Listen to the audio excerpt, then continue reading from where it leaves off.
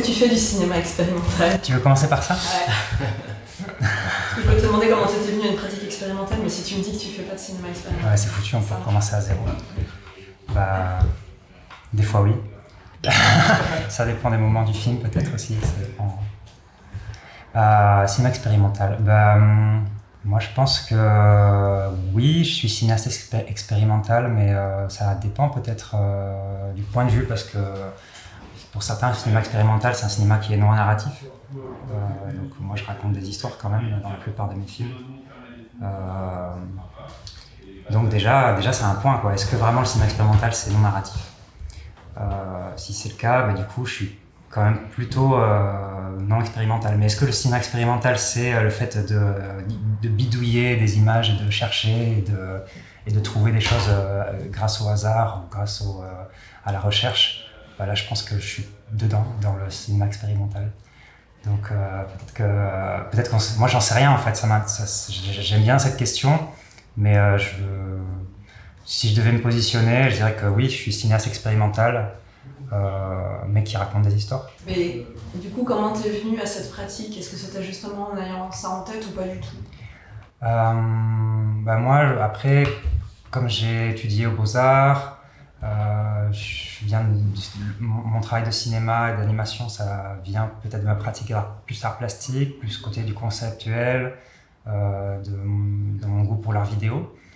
Et je pense que le cinéma est venu plus tard en fait. Moi, je n'étais pas forcément intéressé par le travail cinématographique, le montage, le rapport au dialogue ou au jeu d'acteur. Et donc,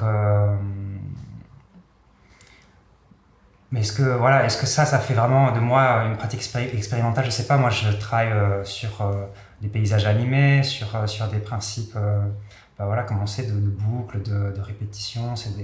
C'est un vocabulaire que je développe, qui a quand même une filiation avec l'histoire du cinéma expérimental. Je cite souvent Tango, je cite souvent McLaren. Donc oui, mais après, j'ai l'impression qu'il y a un peu deux voies dans le cinéma expérimental, en tout cas classiquement. Peut-être on pourrait parler de la voie Len Lye et la voie McLaren en animation. Len Lye, ça serait plutôt le conceptuel, et McLaren, ça serait plutôt moi c'est comme ça que je le vois, plutôt le touche-à-tout ludique. Et moi je serais peut-être plus, en fait je suis un peu entre les deux, parce que parfois je tire du côté mental et très peut-être un peu froid et conceptuel. Et de l'autre côté, parfois, j'aime bien m'amuser avec mes images et du coup, et j'aime bien aussi être assez généreux dans le travail visuel. Et donc, il y a ce côté-là qui tombe. Donc moi, je suis un peu en ping-pong entre les deux. Et à la fois, pardon, Len Lye a fait beaucoup de pubs où il était obligé de raconter des choses, et beaucoup de ses films, finalement, il a expérimenté, aussi raconté, parce qu'il était dans l'obligation de raconter quelque chose. Donc, Il y a du jeu. Après, moi, je ne connais pas son travail de plus commercial. Mais c'est vrai qu'il a fait aussi des projets qui ressemblent presque à des vidéoclips. Aujourd'hui, si on les voit, c'est très dynamique, c'est incroyable. Donc en fait, il y a aussi du jeu. Mais je pense que Len Lye, il était plus intéressé. Lui, son travail, celui qu'il considérait comme le plus intéressant, c'était le plus conceptuel, quoi, le plus formel presque. Je pense que c'est ça, et qui l'intéressait le plus. Donc on aurait quoi? On aurait Origenesis qui est du Len Lye et Rhizome qui est du McLaren? Ouais, je pense. Ça pourrait être ça. Pour rebondir dans une interview, c'était drôle parce que toujours cette volonté de finalement, et c'est intéressant en tant que créateur, parce que des fois les journalistes aiment bien séparer les deux. En effet, comme tu disais, narration dans une interview en positif, à la fin Bernard Génin te dit est-ce qu'un jour vous allez faire du cinéma narratif? Je me rappelle cette question qui était assez... Et alors qu'en fait t'en fais comme tu J'en fais déjà, mais c'est vrai que c'est pas... Moi je crée des micro-narrations qui sont à l'intérieur de l'image ou des narrations qui sont complètement liquéfiées presque, ou en tout cas étirées dans le temps. Ça pourrait se résumer en 2 phrases en général, ma narration dans un film. Mais évidemment, je raconte toujours quelque chose. Il y a toujours un début, une fin la plupart du temps, sauf parfois si je travaille sur de l'installation, où là je fais plutôt dans un travail de processus. Même Eurogenesis, qui est très conceptuel, raconte quelque chose. Donc je pense pas que le fait de raconter une histoire, ou raconter, je sais pas si c'est pas vraiment raconter, mais en tout cas qu'il y ait un déroulé, ça peut quand même, je pense, rentrer dans le domaine de l'expérimental. Peut-être la différence, c'est quand on veut faire un film d'expérience comme ça, on est sur un processus au début où où on recherche beaucoup, et c'est peut-être à ce moment-là qu'on est vraiment expérimental, c'est-à-dire qu'on est dans une recherche presque fondamentale, où on n'est pas vraiment dans une obligation de résultat. Et du coup, moi, c'est ce que je fais souvent en début de projet, c'est que je cherche un peu partout, je m'étale, on va dire, et je gratte des idées que j'avais eues, je cherche des choses, et parfois je trouve plus ou moins. Des fois, je suis déçu par certains essais, je suis très content de certaines autres parce que je trouve des trucs. Et je pense que c'est là l'expérimental qui se joue. Et ensuite, grâce à ces expérimentations, disons, de pré-production, ça me permet d'imaginer un projet plus fini, avec une forme, avec une déroulée par exemple, ça me crée une histoire dans ma tête. Et là, peut-être que je tire plus vers quelque chose qui redevient un peu plus narratif à partir de l'expérience. Bon, c'est ma manière de travailler, quoi. Et quand tu dis que tu expérimentes comme ça, que tu cherches des choses, c'est vraiment concrètement avec des images ou des dessins selon... Ça, c'est concret, ouais. Mais aussi, voilà, un peu en écriture. Je pense qu'en général, je pars quand même plutôt du concret, c'est-à-dire du faire. Et à partir du faire, du matériel que j'arrive à utiliser, à sortir, j'écris. Et mes idées se développent à partir du concret. Et donc après cette écriture, c'est là où je refais. Et là, j'ai une concrétisation plus concrète, enfin plus mentale et plus construite du projet. Donc c'est un peu comme ça. Et le concret vient d'où ? Parce que s'il n'y a pas de réflexion, si le concret vient d'abord, la réflexion ensuite... Ouais, mais en fait, c'est sûr, c'est un serpentissement de la queue. C'est-à-dire qu'il y a aussi un précédent projet qui t'amène vers une réflexion qui fait que je vais lire tel livre, je vais m'intéresser à telle chose, je vais voir tel film. Et ça va me mettre dans une certaine direction. Et cette direction va faire que je vais commencer à faire des tests. Et ces tests vont faire que je vais commencer à... Donc bon, après, en fait, c'est un peu tout en même temps. Mais ouais, souvent, c'est ça. C'est des essais qui se font en même temps de l'écriture et qui s'alimentent. Est-ce qu'éventuellement, tu peux nous donner des exemples un peu précis sur des films en particulier Chute ou Orogénésis Alors, Orogénésis, c'est un exemple un peu bizarre parce que c'est un projet qui n'est pas écrit. Comme je l'ai produit moi-même tout seul et je n'ai pas cherché de financement pour le faire, c'est un projet qui est venu un peu vraiment sur le faire. C'est-à-dire, avant Rhizome, j'avais cette idée de travailler autour du paysage et des images numériques de Google. Mais je n'étais pas sûr que ça se fasse sur les montagnes. C'était pas encore ça, j'avais plutôt des images de ville d'ailleurs au début. Et ça n'a pas vraiment marché, j'ai fait des tests qui ne marchaient pas totalement, donc j'ai laissé ça de côté et j'ai commencé Rhizome, j'ai fait Rhizome. Et ce qui est marrant, c'est qu'après Rhizome, je me suis remis là-dessus, mais avec l'idée de Rhizome, parce qu'en fait, dans Orogénésis, il y a une sorte de dramaturgie qui ressemble à Rhizome sur le rapport au cadrage, le rapport au dézoom par exemple. Donc un projet en amène un autre, parfois il se marche un peu dessus, et c'est comme ça on crée des connexions. Et donc, dans Rhizome aussi dans les connexions, donc ça me parle pas mal. Donc Orogénésis, il n'y a pas vraiment d'écriture, c'est plutôt une sorte d'expérience de la matière, et qui est aussi peut-être un pont entre différents projets, voilà, entre Rhizome et mon travail plus numérique. Rhizome, par exemple, c'est un projet qui est beaucoup plus écrit, parce qu'avant Rhizome, il y a Kyriel. Kyriel, c'est une première étape, qui était d'ailleurs plus dans l'expérimentation pour le coup, parce que quand j'ai fait Kyriel, j'étais pas sûr de là où j'allais vraiment. Par contre, quand j'ai fait Rhizome, j'avais vraiment un dossier qui était écrit, qui était même bien écrit, et j'avais même des images qui étaient quasiment très similaires, presque en storyboard, en une quinzaine d'images qui ressemblent vraiment au film. La part de doute, c'était la faisabilité technique en fait, parce qu'il y avait des choses assez complexes à mettre en place, sur lesquelles je n'étais pas du tout sûr d'être au point, et que j'ai vraiment fait sur le coup. Et aussi sur l'animation, puisque j'étais sur des animations qui sont en improvisation, donc en fait j'étais un peu sur un processus qui se fait sur le moment, et qu'on ne peut pas prévoir l'ensemble.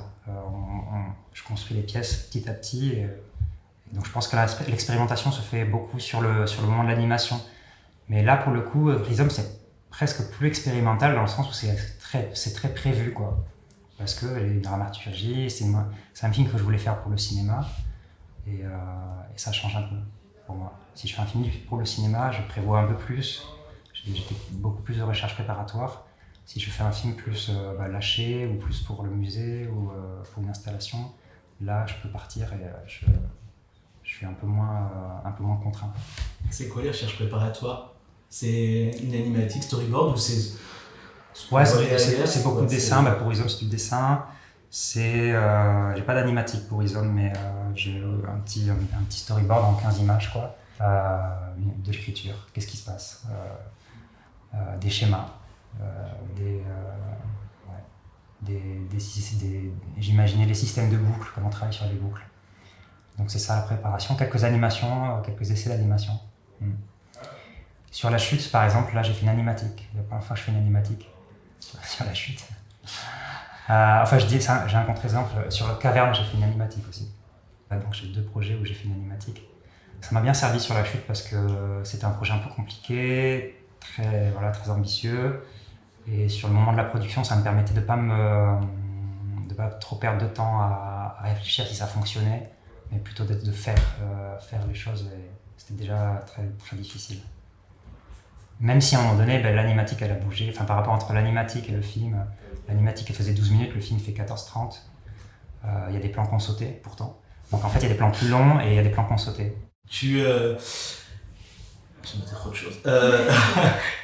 Quand tu parles d'une réussite de tes tests, comment ça se passe? C'est ton instinct qui te dit ouais, ça c'est bon. Il y a un feeling, quoi. Je sais pas trop.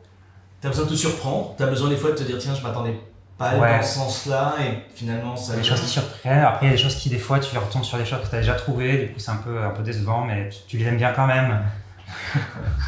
Donc c'est pour ça, vraiment, est-ce que c'est expérimental des fois, tu retombes sur des mêmes images que tu avais déjà faites avant un peu, parce que tu es dans des processus similaires. Et du coup c'est intéressant parce que tu fais une filmographie, tu tisses des liens. Mais du coup tu es là, mais ça je l'ai déjà un peu fait, parce que vraiment c'est intéressant. Là je suis encore en train de faire ça. Tu fais ça en fait à chaque fois, je me souviens après Rhizome que tu t'angoissais, en plus Rhizome a très bien marché. Que je me souviens en festival, on en parlait, des fois tu disais qu'est-ce que je vais faire? J'y arrive pas. Et, ça, c'est quelque chose qui, même encore aujourd'hui, c'est toujours compliqué de se renouveler, mais j'y arrive quand même. Je pense que j'y arrive à chaque fois. Je suis content de ça, mais à chaque fois, j'essaie de faire un pas de côté. Ce qui est important, c'est au moins de faire au moins un pas. Mais si c'est 4 pas, c'est bien, mais si c'est qu'un seul, déjà, c'est pas mal. Et c'est juste prendre la chose d'un autre angle. C'est important de prendre un autre angle et du coup, ça complète la vision, je pense. On est tous, les artistes, je pense qu'on est tous autour d'un même... il y a un centre. Et d'ailleurs, dans mes films, il y a beaucoup de centres. Je tourne toujours autour de quelque chose qui est central. Et j'aime bien que chaque projet soit une sorte de vision d'un centre que je ne connais pas vraiment. C'est une sorte de zone à explorer. Est-ce que ça vient aussi de ton travail de peinture? Tu parles de Beaux-Arts et une image raconte beaucoup de choses. Et quand on parlait de narration tout à l'heure, et même de l'abstraction, Kandinsky, si on regarde, je prends ça, raconte beaucoup de choses. Est-ce que c'est ça tu penses que ça vient de là aussi, ta pratique cinématographique découle, comme tu sais, vraiment de cette vision-là? Je sais pas. Là, pour le coup, mon travail en dessin, en plus c'est un peu mis de côté, j'ai l'impression, des fois, je le valorise pas autant que mon travail de cinéma ou de vidéo. Mais évidemment, tout ce que je fais en vidéo, même que ce soit Orogenesis ou même Any Road ou là mon projet actuel Monade, mon rapport à la composition, je pense qu'il découle de mon goût pour le dessin, notamment pour le noir et blanc, pour les clairs-obscurs, pour le collage. Donc tout ça, c'est des éléments qui se retrouvent même en vidéo. Le rapport à la couleur aussi, moi je suis très peu, pas coloriste en fait, mais j'utilise la couleur comme une ponctuation dans l'image. Mais du coup, c'est des sensibilités graphiques qui viennent du dessin, qui viennent d'une pratique qui vient de très loin, de mon adolescence et ensuite de mon travail de jeune artiste. Comme la plupart des animateurs, le dessin, c'est une base. Sauf qu'on a l'impression avec toi, Marie-Pauline, on en parlait quand on prépare un tout petit peu, que la littérature, et que l'écrit, et que les philosophes, les romanciers comme ça, derrière, je sais pas si c'est une question que tu as posée, mais vas-y, ils sont importants, quoi. C'est exactement ça, c'est juste qu'on a l'impression que tu as besoin, à un moment ou à un autre, de passer par une forme plus théorique pour avancer. Ouais, ce qui n'était pas le cas au début. Je pense, j'étais plus, quand j'étais étudiant, en tout cas à l'ENCA, je pense que j'étais un peu plus brut, c'était plus dans le feeling, quoi. Et au fur et à mesure, je me suis rendu compte que ce que j'étais en train de faire, c'était déjà inscrit dans quelque chose. Dans une histoire, qui soit l'histoire de l'art, mais aussi l'histoire de la philosophie, dans des choses de littérature, dans la mythologie. Et donc en fait ça existait déjà, et puis j'avais aussi ma propre culture basique peut-être, mais donc, et moi ce qui m'intéresse c'est qu'au fur et à mesure des projets, je m'instruis un peu, on va dire, j'essaye de pousser un peu la réflexion, de me renseigner sur certaines choses que je connaissais pas, d'être un peu plus pointu sur certains sujets. Et comme vous savez, je suis un lecteur de Deleuze pas mal depuis Rhizome. Et je me retrouve bien dans sa pensée, même si je la comprends pas tout le temps, mais sur certains moments je le comprends bien. Et puis après, un peu de la philosophie, de la mythologie. Donc ça m'alimente beaucoup, c'est un besoin, je pense, aussi pour se renouveler. Je pense que c'est important de ne pas être de se mettre des œillères et de s'enfermer dans son propre cerveau. Le fait de lire, évidemment, ou voir un film, c'est une ouverture. Tu disais, moi j'ai l'impression quand même que, parce que j'étais eu un élève, donc voilà, j'ai l'impression que déjà à l'MK t'avais, je sais pas, tu lisais peut-être pas encore complètement Deleuze, mais t'avais déjà ces envies de réflexion. Je lisais pas mal de choses, même je m'intéressais beaucoup à l'art contemporain, je lisais des critiques d'art, c'est juste un chemin que j'ai commencé il y a un moment. C'est juste que quand j'étais étudiant, c'était peut-être un peu plus, je vais pas dire bancal, c'est peut-être pas le mot, mais un peu plus primitif, quoi. Évidemment, Caverne, c'est la Caverne de Platon. Kyrielle, je dirais pas qu'il y a une grande réflexion derrière Kyrielle, mais en même temps, Kyrielle, ça reprend Tango, qui est déjà un peu un travail autour du rhizome, du réseau, du développement. Finalement, en fait, je me rends compte, je connaissais pas Borges, maintenant je suis devenu un lecteur de Borges. Je me rends compte que un travail, quel qu'il soit, en fait, il s'inscrit dans quelque chose, dans une histoire, et on est tous là dans ce monde avec le passé qui est là. Moi, j'ai besoin de m'inscrire dans cette histoire et de comprendre quelle est ma relation au monde aussi par rapport à ce qui s'est passé avant, et d'un point de vue artistique surtout. Ouais. Et donc au niveau cinéma, tu dis Lanley et McLaren. Ouais. On prend ces deux-là. Des gens comme, pour parler de Braquage, enfin des gens comme ça, ou même des artistes vidéo comme Bill Viola par exemple, des choses comme ça. Il y a des gens qui t'ont marqué au niveau visuel, et même si tu vas pas forcément vers eux dans ton style, ça reste dans un coin de ta tête, dans ce qu'ils ont fait. Ouais, Bill Viola, je pense que quand j'étais aux Beaux-Arts, ça avait un gros truc. Et puis en ayant vu, j'étais ici c'était au Grand Palais il y a quelques années, c'était quand même une très belle exposition. Ça m'a bien conforté sur le fait que c'est super intéressant. Ce qui m'intéresse dans Bill Viola, c'est le fait qu'il étire le temps, dans le temps filmique, qui ne devient plus du cinéma d'ailleurs.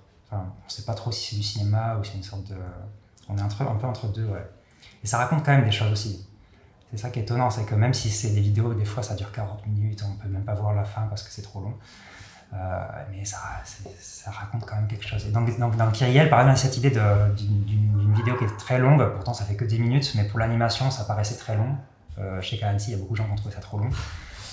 Mais moi ça m'intéressait, cette longueur, ce fait que c'est une sorte d'étirement du temps. Bon, moi je pense pas que ce soit trop long, ça me va, je le couperai pas. Mais tu t'amènes à un niveau d'ailleurs absolument fascinant, en tout cas pour moi, dans Genesis. Ce jeu avec le temps, les coupes dans le son. Ouais. Et tout ça, c'était quelque chose là vraiment très... Moi j'aime bien cette idée d'accélération et de décélération. Je sais pas, c'est un truc d'animateur peut-être, ou de personnes qui travaillent vraiment sur l'image de manière presque image par image. Mais j'aime bien cette idée que parfois on a des moments d'accélération, donc on compresse le temps, et d'autres fois on le tire. Et j'aime bien le fait que le temps puisse être une matière, comme on sait en plus que le temps il est relatif, donc il y a cette idée là, de la relativité du temps. On peut l'étirer, on peut le compresser, et l'espace c'est la même chose. Donc parfois, peut-être au Genesis, au début on est dans des vraies montagnes, mais ensuite on le met tout à plat. Et d'un seul coup ça devient un écran. Donc il y a une sorte de dimension de perspective qui s'annule. Ça, j'aime bien cette idée aussi. Et j'ai l'impression qu'il y a une volonté d'être, et tu parles de Bill Viola, c'est intéressant parce que moi je pense qu'il est aussi agréable de voir Bill Viola au cinéma par exemple, et que il y a cette volonté d'être un peu au croisement de plein de choses. Art contemporain, on va en reparler, animation, j'ai l'impression que le scientifique t'intéresse presque autant que le littéraire, et donc on a ça, et qu'il y a toujours cette envie, et que quand on montre à des gens qui sont très narratifs ton cinéma, ça va quand même leur plaire, quand on montre à des gens, et Je sais pas, j'ai cette impression-là. Ouais, j'aime bien faire des ponts, quoi. Je sais pas. Ouais, moi j'ai fait un bac S, donc les sciences, c'était. Moi, si j'avais aucune fibre artistique, j'aurais probablement fait une carrière scientifique, de la recherche, justement. Et donc j'aime les sciences, la littérature c'est venu un peu après, même le cinéma aussi c'est venu un peu après, mais j'étais plutôt sciences et arts plastiques, ça c'était ma base. Et maintenant, quand même, j'essaie d'élargir le plus possible mes connaissances et puis mes goûts personnels, quoi. C'est juste une question de goût. Et évidemment, je pense qu'il y a des ponts entre tout, quoi. On peut, quand on lit de la philosophie, on se rend compte, mais surtout quand on lit des gens comme Deleuze, c'est des gens qui essayent en général, quand je le lis, j'ai l'impression que lui, il essaye d'englober des champs très larges, qui parfois il ne maîtrise pas totalement. Mais il va te parler de mathématiques, alors que moi, j'y comprends pas grand-chose. Mais ensuite, il va te parler d'un truc de biologiste et il va te le connecter avec, je sais pas, avec Kant. Et donc, bon, évidemment, c'est difficile à lire parce que c'est des références que moi, j'ai pas forcément. Mais en même temps, ça crée des connexions, ça crée ce rhizome qui lui est cher et qui m'est aussi assez important. Créer des connexions de pensée, des connexions esthétiques. Et donc ça, moi, dans mon travail, c'est important. C'est pour ça que mon travail, il est très souvent, on me dit, hier, j'ai montré Il tourne en rond. Ça pourrait résumer presque, c'est un début qui se retrouve 10 ans plus tard sur la peinture flamande, sur le rapport de moi à l'histoire de l'art, sur la multiplicité. Et donc, faire une filmographie, c'est aussi créer un réseau, c'est créer un langage qui a un rapport les uns aux autres, quoi. Est-ce qu'il y a aussi l'idée du coup que l'art c'est au cœur du monde et pas un truc qui est un peu à côté comme ça? C'est vraiment ça a vraiment quelque chose à jouer au centre. Après oui, je sais pas. Évidemment, pour moi l'art c'est l'essentiel, quoi. C'est ça, quoi. C'est la manière de comprendre le monde, mais ça c'est ma manière de voir parce que je suis artiste et c'est comme si moi j'ai des yeux d'artiste. Ça me permet de comprendre le monde, ça me permet d'avoir une relation au monde et après ça change pas le monde, hein, c'est ça le problème, quoi.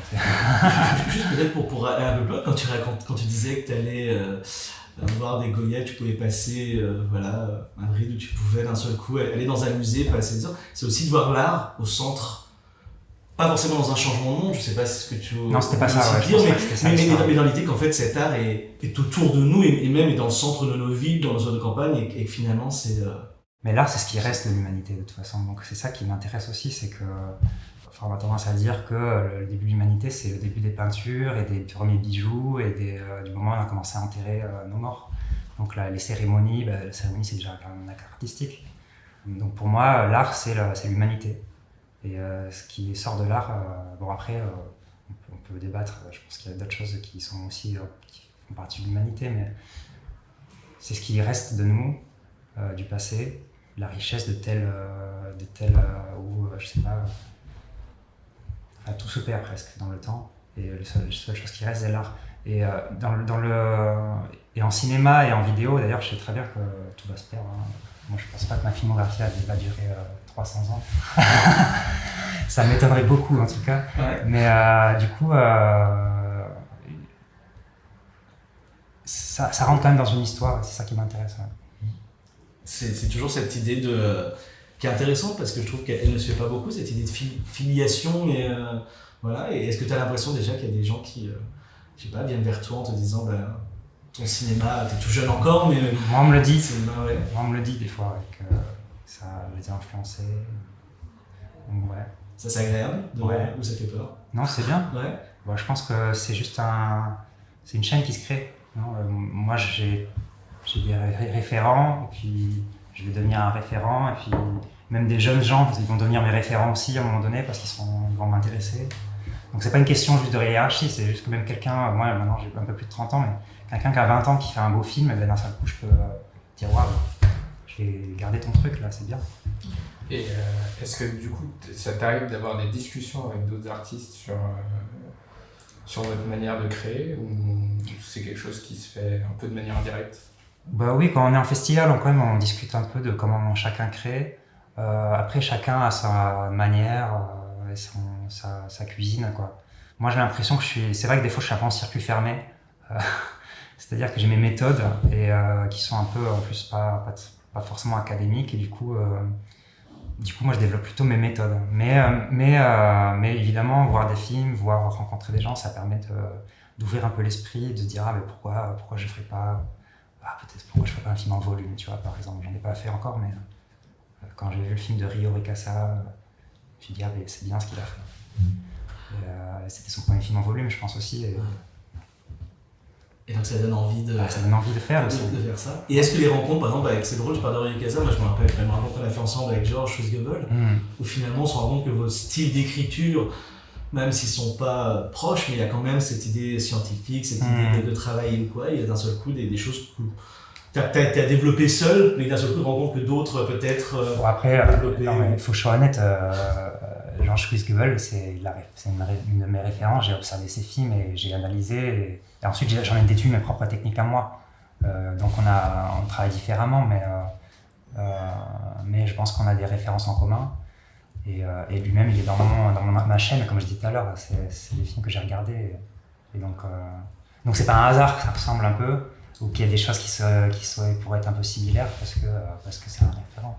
C'est intéressant ce que tu dis, par exemple, mais tu as analysé les films que tu as regardés, que ce soit celui de... Je suis allé même jusqu'à je suis même allé jusqu'à prendre des plans et les mettre en boucle pour voir comment ça marche. Donc j'ai fait du montage sur mon film pour voir comment ça marchait, parce que le jeu ça dure 3 minutes, donc ça passe très vite, on perd. Mais quand tu veux des fois un peu juste voir comment aller toucher dans le rouage, j'ai juste coupé son film. Je suis désolé pour lui. Et j'ai essayé de voir comment ça fonctionnait sa boucle. Donc des fois on prend des trucs, on a besoin c'est du trucage. Donc on a besoin d'apprendre aussi du trucage un peu. Ça va le surprendre hein, s'il écoute ça. Non, faut que tu l'envoies. Mais j'ai pas forcément tout compris d'ailleurs, hein, sur ces systèmes. Mais... C'est intéressant d'en laisser juste Marie-Bonnet par exemple, parce que j'ai l'impression depuis tout à l'heure, en fait, non mais il y a une vraie envie de découvrir plein de choses, mais j'aime bien parce que finalement, on pourrait facilement te cataloguer comme un cinéaste intellectuel, on va dire, ou quelqu'un qui verse ça, et en fait tu nous répètes depuis tout à l'heure, je comprends pas tout, je lis Deleuze mais je comprends pas tout, et que finalement j'aime bien cette idée de j'ai envie de me nourrir de plein de choses sans forcément avoir toutes les clés de toutes ces choses là quoi. Ouais, puis je suis pas du tout un érudit, tu vois, et puis moi ce qui est important c'est juste lire les choses, se renseigner, essayer de grandir, en fait c'est juste une question de grandir personnellement et artistiquement.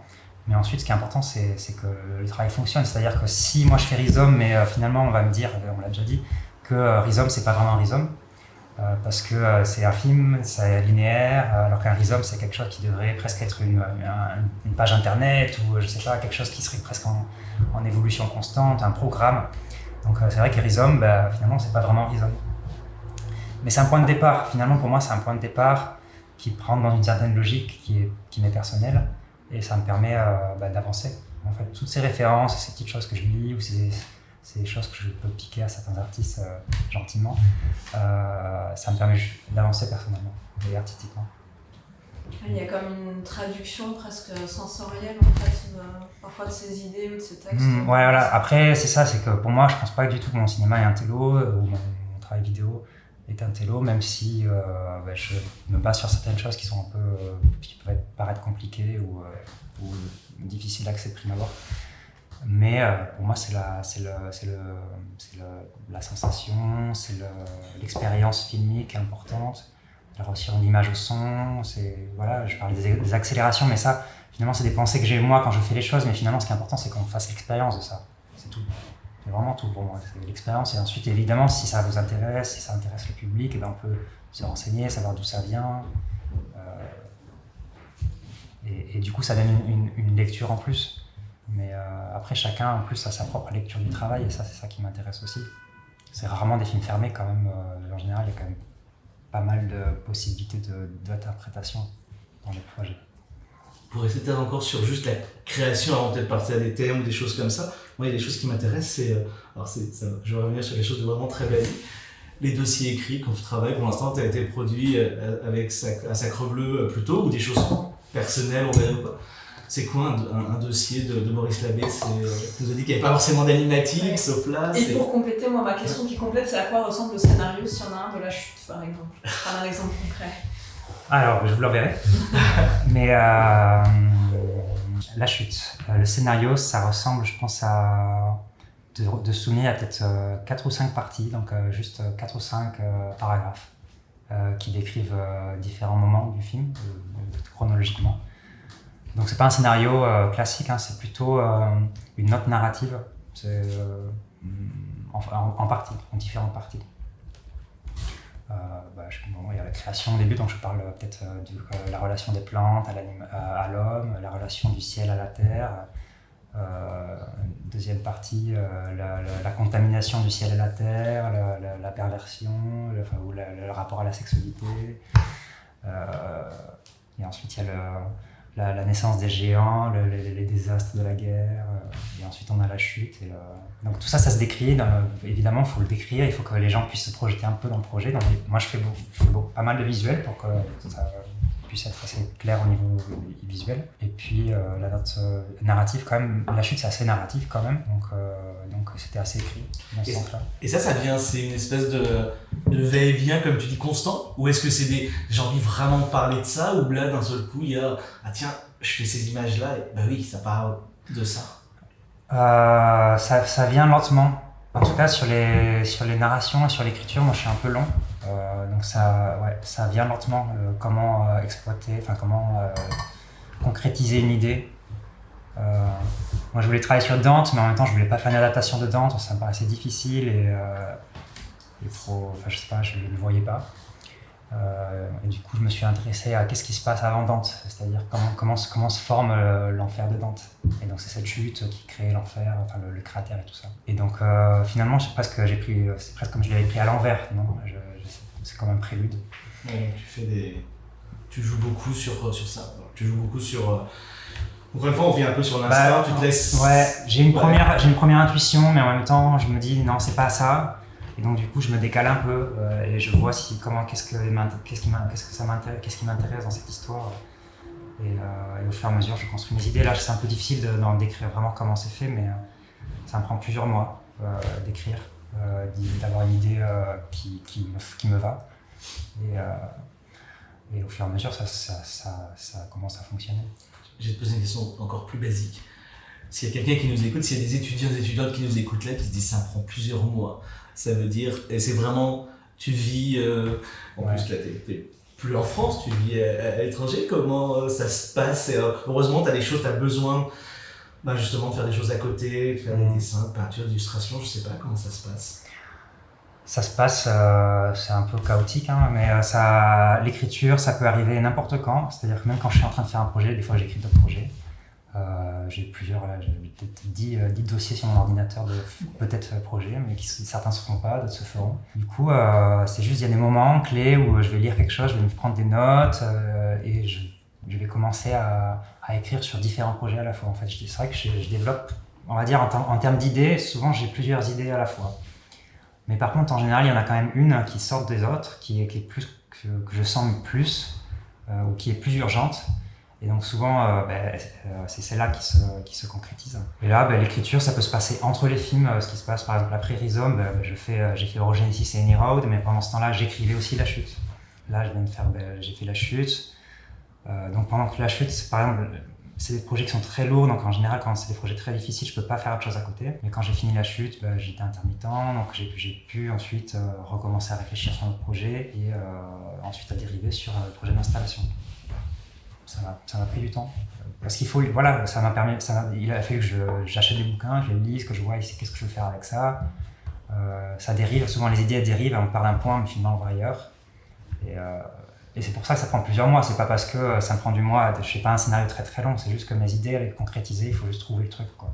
Et ce temps-là, tu as réussi finalement aujourd'hui, d'essayer de l'avoir pour chaque projet, de pas précipiter un projet juste pour le faire. Ça dépend, il y a des projets qui vont très vite, justement il y a des projets qui sont pas vraiment écrits, qui sont plus dans le feeling, dans les choses, et ça j'aime bien pouvoir le faire toujours.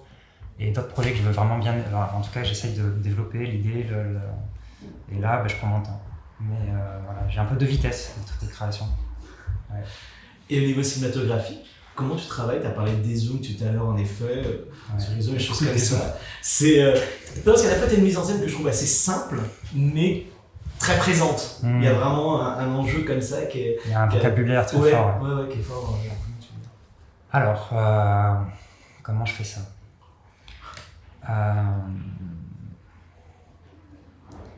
Je sais pas. Je fais ça un peu au feeling. Mais évidemment, pour moi, le dézoom, je l'utilise beaucoup, mais dans Genesis, c'est un peu le retour sur le passé. Donc, quand on va en arrière, quand on fait une sorte de travelling arrière, parce que c'est quand même plus qu'un dézoom, c'est un travelling, on a une sensation de revenir vers l'arrière, dans le passé. Mais dans Rhizome, c'est pas vraiment le passé, c'est plutôt l'échelle. Je m'intéresse plutôt au rapport d'échelle. Dans la chute aussi, il y a des différents rapports d'échelle. Dans la chute et Any Roads, j'ai beaucoup de travelling, et puis aussi dans Kyriel, donc de travelling latéral, toujours vers la droite d'ailleurs. Donc c'est une sorte de, c'est un motif, maintenant ça devient un motif de mon travail, mais ça permet de balayer des paysages. Donc c'est vrai que j'ai un rapport au cinéma plus presque paysager, même si mes dessins sont très, pas beaucoup de décors en général en fait, mais c'est un rapport à l'espace filmique, je pense. Donc j'utilise souvent la caméra sur After Effects ou sur Envoy 3D que je peux bouger dans des espaces. Et j'aime bien pouvoir créer presque un rapport presque à la fresque. On n'est pas loin de la fresque animée sur laquelle on va se focaliser sur certains détails. Et donc ça, c'est moi qui choisis les détails et c'est ça qui permet de créer la chose cinématographique. Si je crée ça dans un dôme et que ça serait 360, chacun pourrait regarder comme ça. Mais il n'y aura pas cette dynamique de cinéma. Donc la dynamique cinématographique, je la trouve dans le cadrage et dans le choix de timing que je donne à chaque chose. Parce que comme je travaille sur les boucles, je peux m'attarder 3 secondes sur ça ou 15 secondes. Et ça, c'est le choix que je fais. Et je fais des tests. Là, vraiment, je passe longtemps sur le mouvement de caméra et sur tester. Ouais. Si ça me va, s'il faudrait passer plus de temps là, plus moins. Là, il faudrait que ça aille plus vite. Voilà. Et ça vient en fin de travail ou c'est quelque chose qui est... Non, ça se fait en même temps. Moi, j'anime et je fais le montage. Et je fais ça tout le temps. Et j'en parlais hier d'ailleurs. Tous les soirs, mon ordinateur il tourne. Je fais des rendus tous les jours presque. Et le lendemain, je regarde ce que ça donne. Donc, je travaille comme ça. Je fais des rendus de mon film au fur et à mesure et je vois ce que ça donne. Et ensuite, j'étire le temps, je compresse, je recompose et c'est comme ça que je travaille. Ouais. Je fais le film tout le temps. Je le refais tout le temps jusqu'à que ça me vaille. C'est là où on est dans l'expérience finalement. J'ai vu tout à l'heure Marie-Hélène quand elle dit si je faisais de la science, je ferais de la recherche. Et elle avait sauté, en fait, c'est vrai, de la recherche cinématographique. C'est ça, je suis pas loin de... C'est ça qui me plaît, de chercher. Je cherche tout le temps mon rythme, je cherche tout le temps mes images. Et c'est sûr que quand je vois des projets plus classiques de mes amis, là, évidemment beaucoup d'amis qui font des films d'animation, qui respectent vraiment leur timing d'animatique et tout. Moi, mes animatiques sont pas du tout bien timées. J'ai pas d'intention d'animation quasiment dedans. Et c'est juste dans la chute, c'est juste une succession d'illustrations en fait, et de mouvements de caméra quand même qui étaient assez développés. Mais il y a beaucoup de choses à développer sur le moment quoi, de faire. Et comment tu arrives à concilier ça avec le fait sur les gros projets de travailler avec une équipe? C'est dur. Mais ce qui est bien, c'est que on sépare les tâches. Donc quand je travaille avec des équipes, par exemple sur la chute, j'avais Armel Merca ou Hugo Bravo sur l'animation.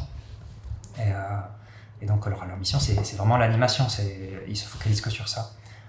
Moi, je leur donne mes intentions, je fais le layout, donc c'est moi qui donne les proportions des choses. Le dessin, c'est le mien.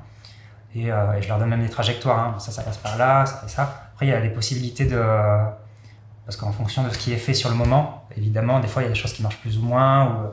Et puis l'animateur trouve des trucs aussi, qui sont parfois beaucoup mieux que ce qu'on pensait, ou parfois un peu moins bien, et c'est comme ça. Et on prend quand même. Moi, là où je contrôle vraiment, le moment où je contrôle les choses, c'est au moment où je fais le compo et que je suis en train de composer mes images. Donc je les place. C'est comme si j'avais une scène en fait devant moi, je les place, je place ma caméra. Et là, je me pose la question, est-ce que je vais cadrer ça serré, large? Normalement, j'ai quand même une idée, un peu, comme j'avais fait une animatique, j'avais un peu préparé, mais je peux quand même toujours changer les choses. Il y a des moments de la chute où j'ai même changé des scènes de place parce que ça m'allait plus comme tel quel. Et donc c'est là que je cherche un peu mon montage et c'est là que je contrôle mon film, c'est sur le compositing et sur le montage vidéo. Et donc aussi sur le fait que c'est moi qui donne les dessins, donc je sais, je crée mes compositions de base, c'est moi qui crée les compositions. Sur Rhizome par exemple, c'était assez drôle à faire parce que je contrôlais le début, donc la première image et la dernière image de l'animation. J'avais juste besoin de contrôler 2 images pour que ça fonctionne parce que ça me permettait de créer mes liens entre les animations. Mais ce qui se passait au milieu, c'était l'animateur qui devait le faire. Et moi, j'avais pas de contrôle sur ça. C'était toute une improvisation, l'animateur devait aussi improviser. Mais j'avais quand même contrôle sur quelques points clés qui étaient importants parce que c'est ça qui me permettait de faire le lien entre toutes les animations.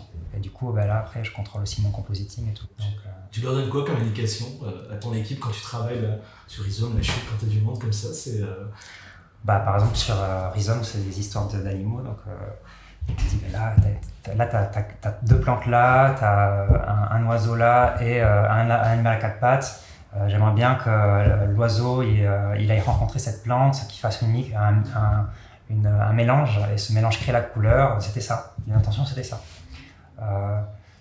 Comme il y avait différentes rythmiques, parce que aussi, voilà, c'est des animations en canon, donc des fois, il y a différentes complexités dans l'animation. Donc, en général, avec les animateurs, au début du film, ou quand un nouveau animateur arrive, je leur donne des choses simples au début, et plus ça va, plus on complexifie les choses. Et c'est pour ça que souvent, le début du film est plus simple dans le travail, et on complexifie le processus aussi dans la durée. Tu travailles dans la continuité? Ouais. Tu commences... Ouais. Ouais. Le tournage quasiment. Non, je pense sur la chute, j'ai sauté des choses quand même. Par exemple, j'ai fait la fin du film, le début du film à la fin de la chute, parce que j'arrivais pas à trouver mon rythme. Ça se voit d'ailleurs, je pense. Je trouve que ça met longtemps à se lancer. Mais non, des fois je saute un peu. Ça peut m'arriver de dire là, cette scène, je la sens bien, je vais la faire. Et celle-ci, elle est encore compliquée pour moi, je la ferai plus tard. Donc ça, c'est plutôt des questions de le sentir ou pas le sentir. Donc une question de la peur aussi. Mais ouais, voilà, avec les animateurs, c'est vraiment des questions. Pour la chute, il y a des moments assez drôles où, c'est un film assez noir. Hein, il y a des moments où je me souviens avec Armel, le géant qui mange les hommes et tout, c'est une scène très difficile, mais c'est assez drôle en fait de donner des indications parce qu'on était là, là, ça serait super si ce personnage-là, il se faisait manger de manière vraiment glauque et tout. et elle, de manière très enthousiaste en fait, et dans sa bonne humeur, elle allait faire ces images horribles, tu vois. Ceux qui a fait des jolies choses, c'est pas joli dans la chute, au contraire, mais elle est plutôt c'est assez gai, comique son travail, mais on s'amusait pas mal en fait à créer ces images, même si elles sont dures. On n'est pas obligé d'être dans une création complètement dure à faire pour soi-même.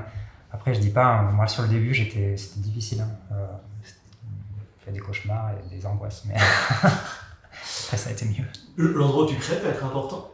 Là, les deux sont faits dans le cyclique, tu peux travailler. Est-ce que ça joue sur c'est le contexte surtout qui est important. Donc, si c'est bien produit, si c'est bien financé, évidemment, on se sent bien.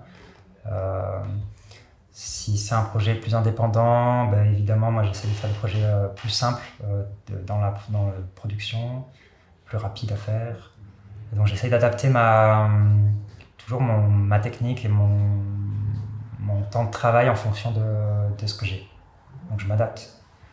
Et même si la chute, ça a été bien financé, mais si j'avais été financé moins bien ou même pas bien, je l'aurais quand même fait, mais ça n'aurait pas fait ça, quoi.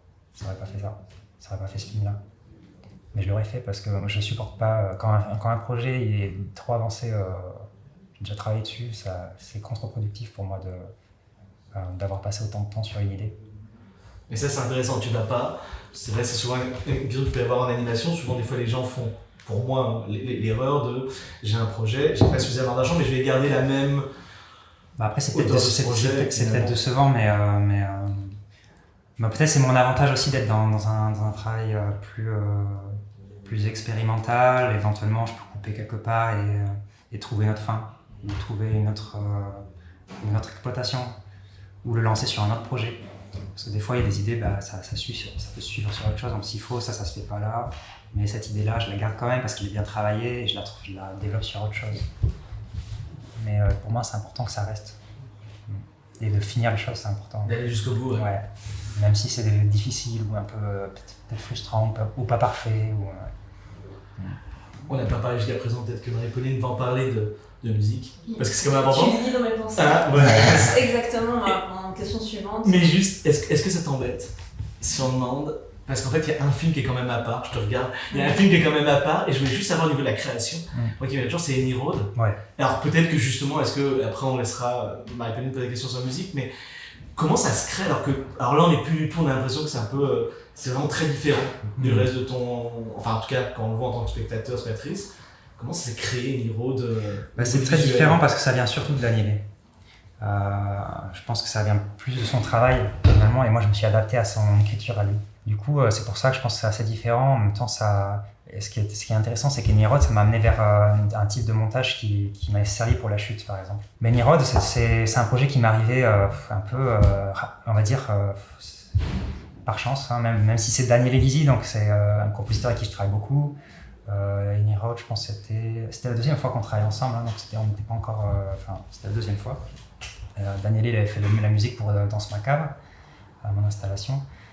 Et il m'a appelé parce qu'il avait ce projet avec l'Orchestre National de Lyon. Lui, à la base, il voulait travailler avec un programmateur qui faisait un jeu vidéo en direct pendant son concert. Sauf que, apparemment, ce mec-là, il a lâché au dernier moment.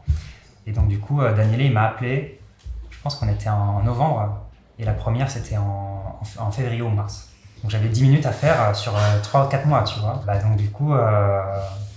adaptation technique, pas d'écriture, c'est-à-dire que moi je me lançais directement dans le travail sur le son. Ce qui était bien, c'est que j'avais une maquette de son existante, assez précise, enfin même très précise, hein, ça n'a quasi pas bougé ensuite. Donc là je travaille sur le son et sur son montage et sur son écriture musicale à lui. Mais en même temps en essayant de retrouver mes propres images, mes goûts, mes intérêts et mon langage perso.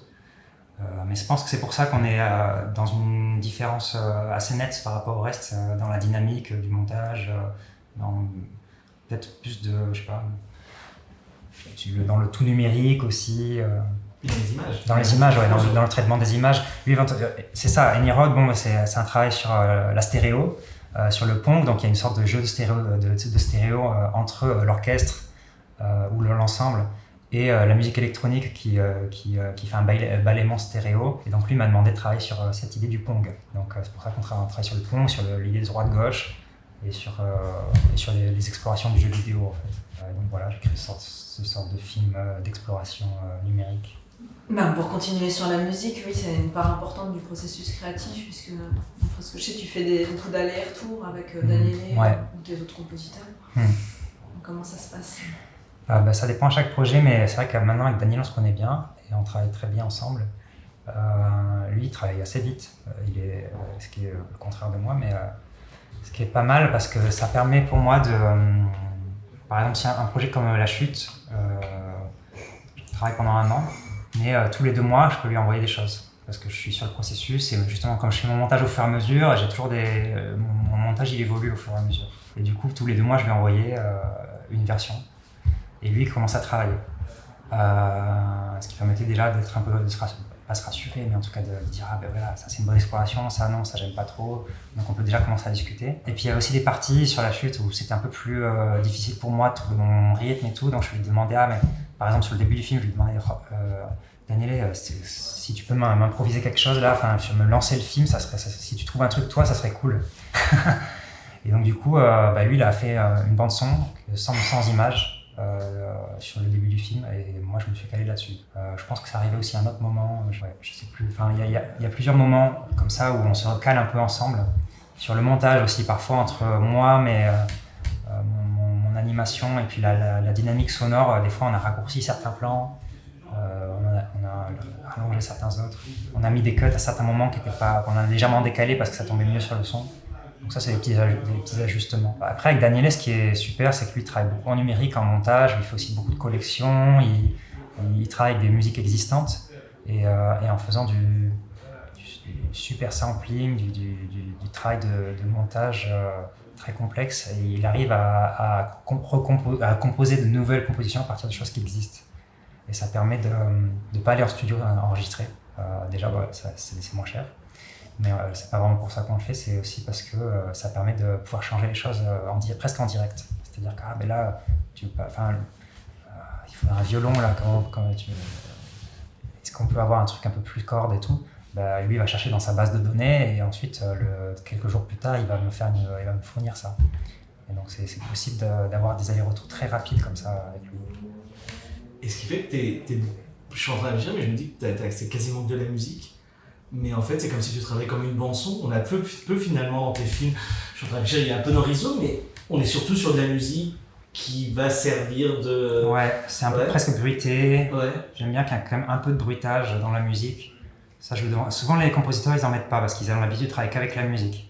Et moi, je leur demande souvent quand même que ça devienne un peu du bruit, quoi, que ça reste palpable en fait, hein, que ça soit pas complètement détaché. Même s'il y a des moments, des fois, la musique, c'est vraiment que de la musique. Mais, et puis évidemment, la musique, ça accompagne soit ça renforce, soit ça laisse l'image en avant. Mais pour mon travail de cinéaste plus expérimental, c'est 50% du travail. Hein. Quand la musique arrive, le film existe, quoi. Et c'est là où Genesis change un tout petit peu, parce que tu vas jouer avec des silences qui font peur. D'ailleurs, on a toujours peur qu'on ait mauvais fichiers ou qu'on... C'est le début du film, ouais. C'est très drôle, ça m'a encore fait ça hier. Ouais.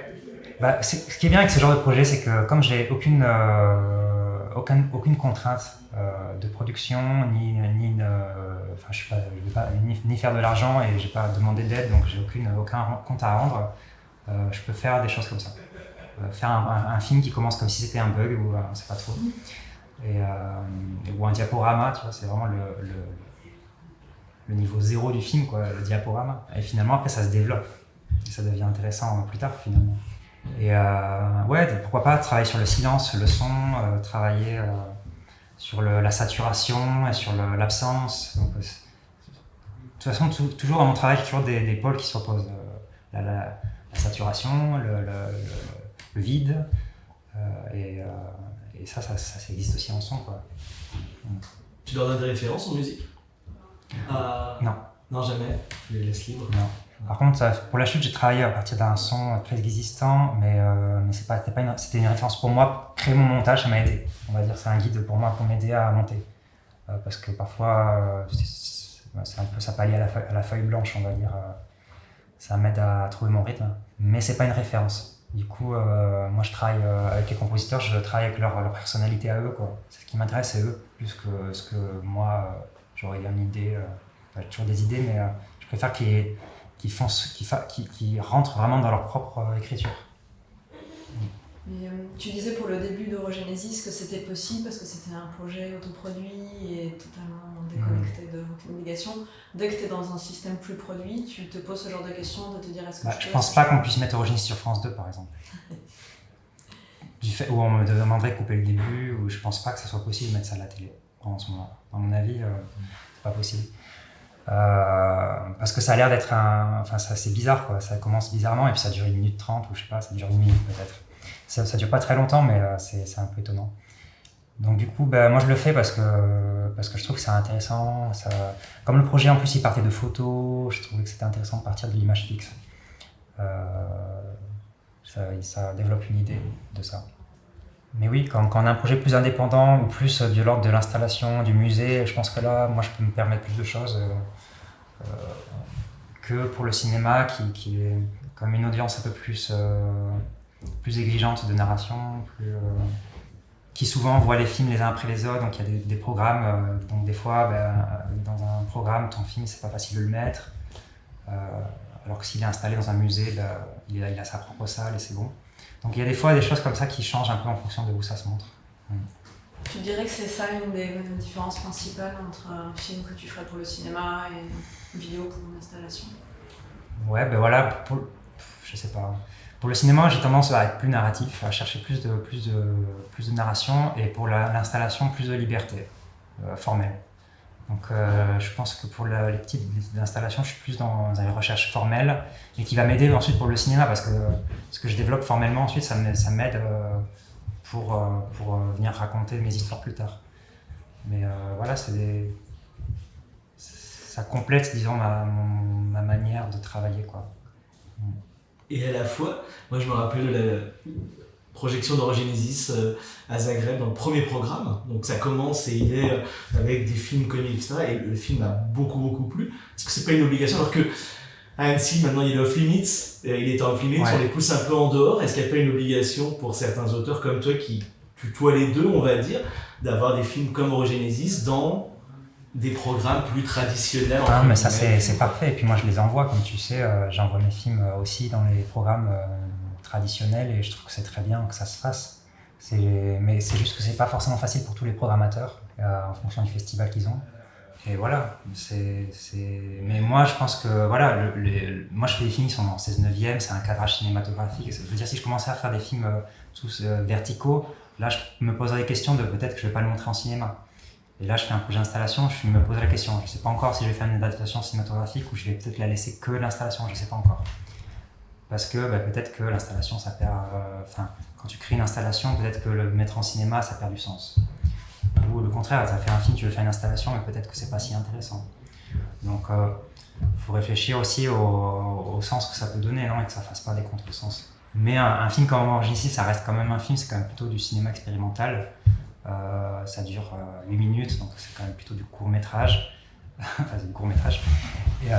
Mais je l'ai aussi montré en installation, c'est-à-dire je l'ai montré aussi en boucle dans un espace et ça marche aussi bien. Donc c'est un peu double.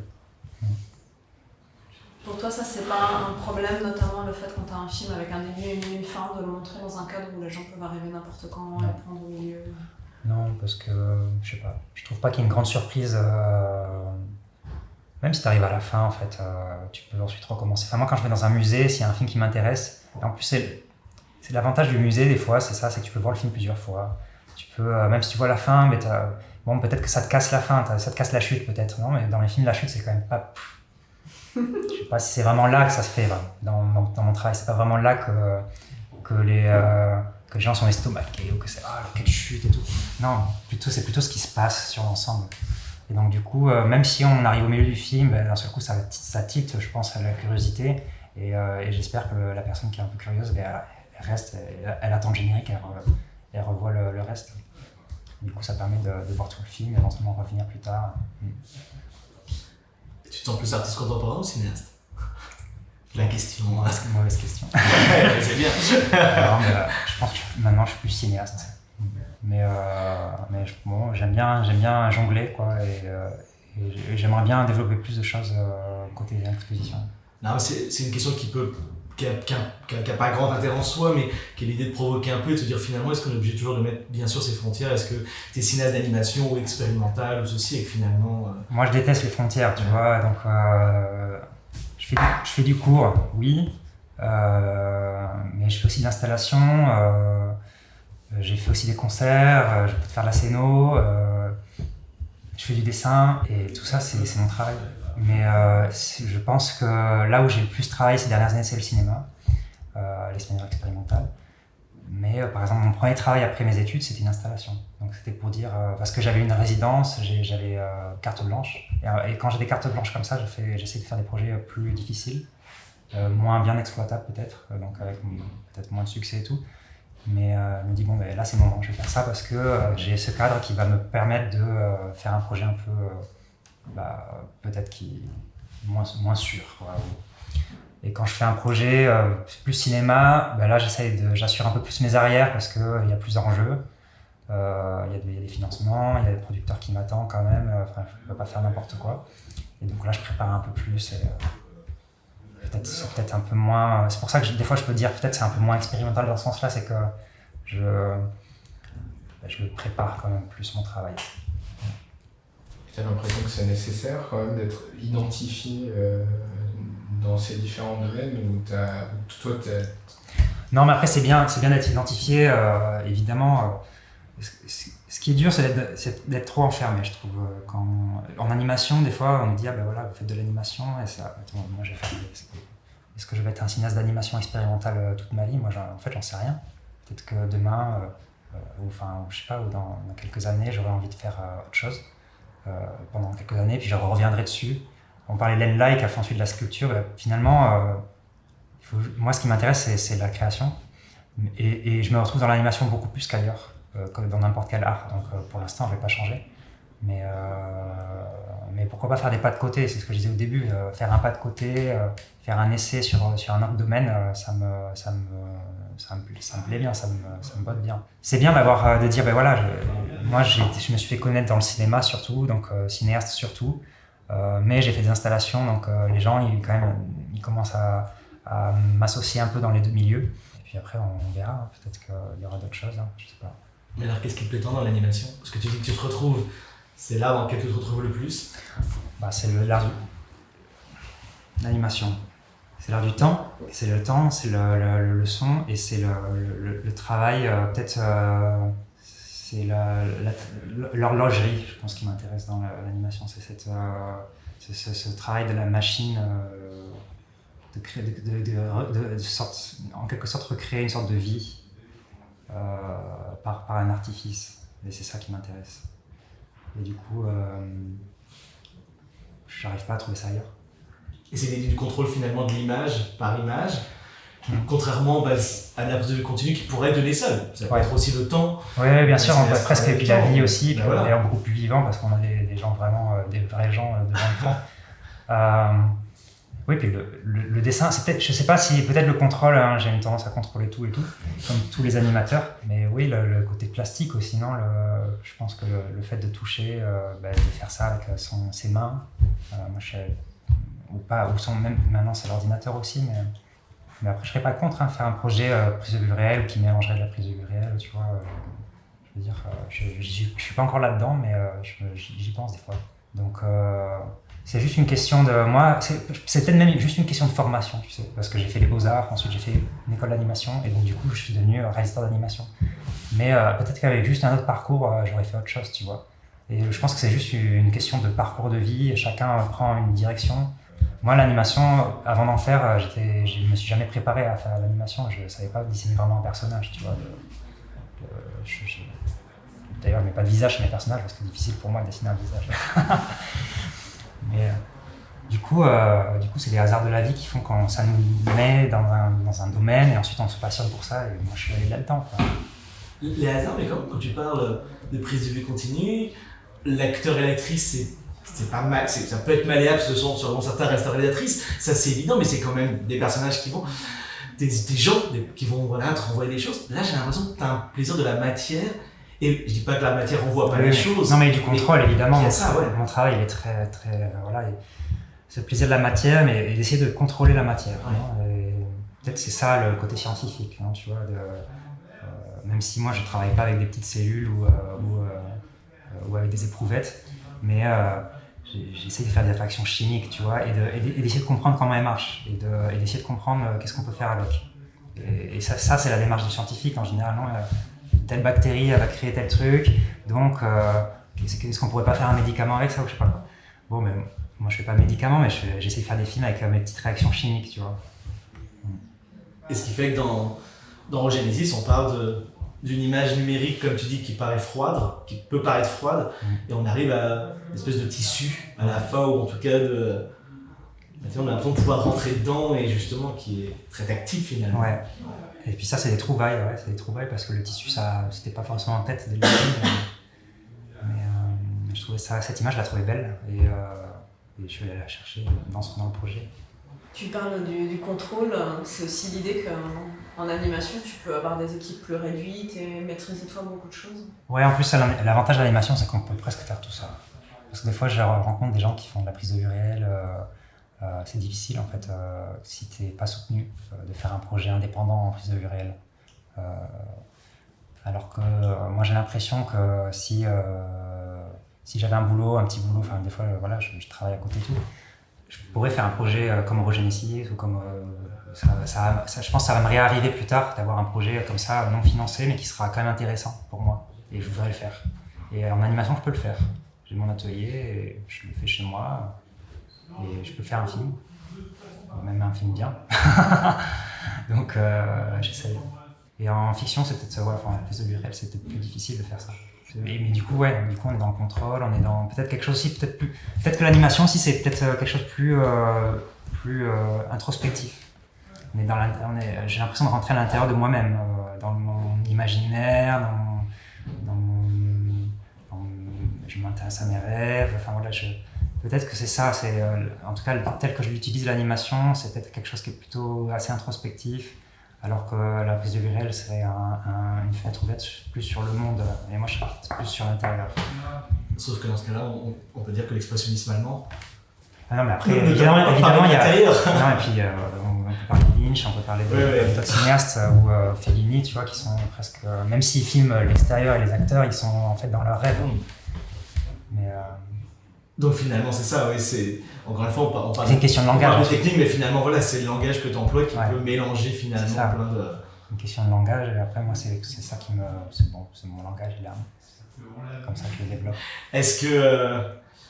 on peut parler un petit peu, je sais pas s'il y avait d'autres choses, on peut parler un peu des thématiques aussi qui sont importantes. Moi, je voulais juste savoir, est-ce que tu étais un terrible pessimiste qui se dit quand même optimiste ou un optimiste quand même qui se dit mais c'est quand même dur tout ce qui se passe, je sais pas, parce que c'est vrai qu'en voit la chute, ça change, il y a beaucoup de choses déjà dans ton cinéma comme ça, mais là il y a quelque chose qui...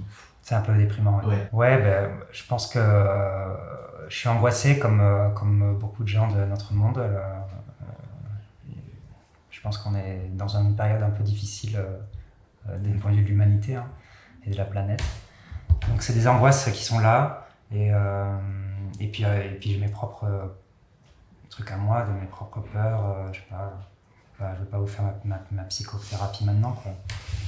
Mais je fais mes films en réaction à des choses comme ça, à des peurs, à des angoisses et à des espoirs aussi, parce qu'il y a aussi des moments, même si je conçois que ma cinématographie n'est pas très lumineuse et plutôt pessimiste et difficile. En fait, j'aimerais bien arriver à ramener la lumière dans mon travail en ce moment, mais moi je ne suis pas encore non plus. Mais ouais. Juste pardon, parce que je m'attendais pas forcément ça, c'est que j'avais beaucoup de Tarkovsky récemment, et je trouvais que justement il peut partir de quelque chose qui est assez dur ou qui est assez un peu, et lui va vers la foi, en tout cas on peut réfléchir à ça, et je me demandais si toi il n'y avait pas aussi... Justement, on parle beaucoup de cinéastes depuis tout à l'heure, et que c'est finalement quelqu'un comme Tarkovsky, dans sa recherche constante finalement des choses, ne correspondait pas aussi quelque part. Totalement. Je pense qu'on cherche aussi la poésie, en fait. Il y a une sorte de poésie qui est... Voilà, Tarkovsky, c'est le poète du cinéma.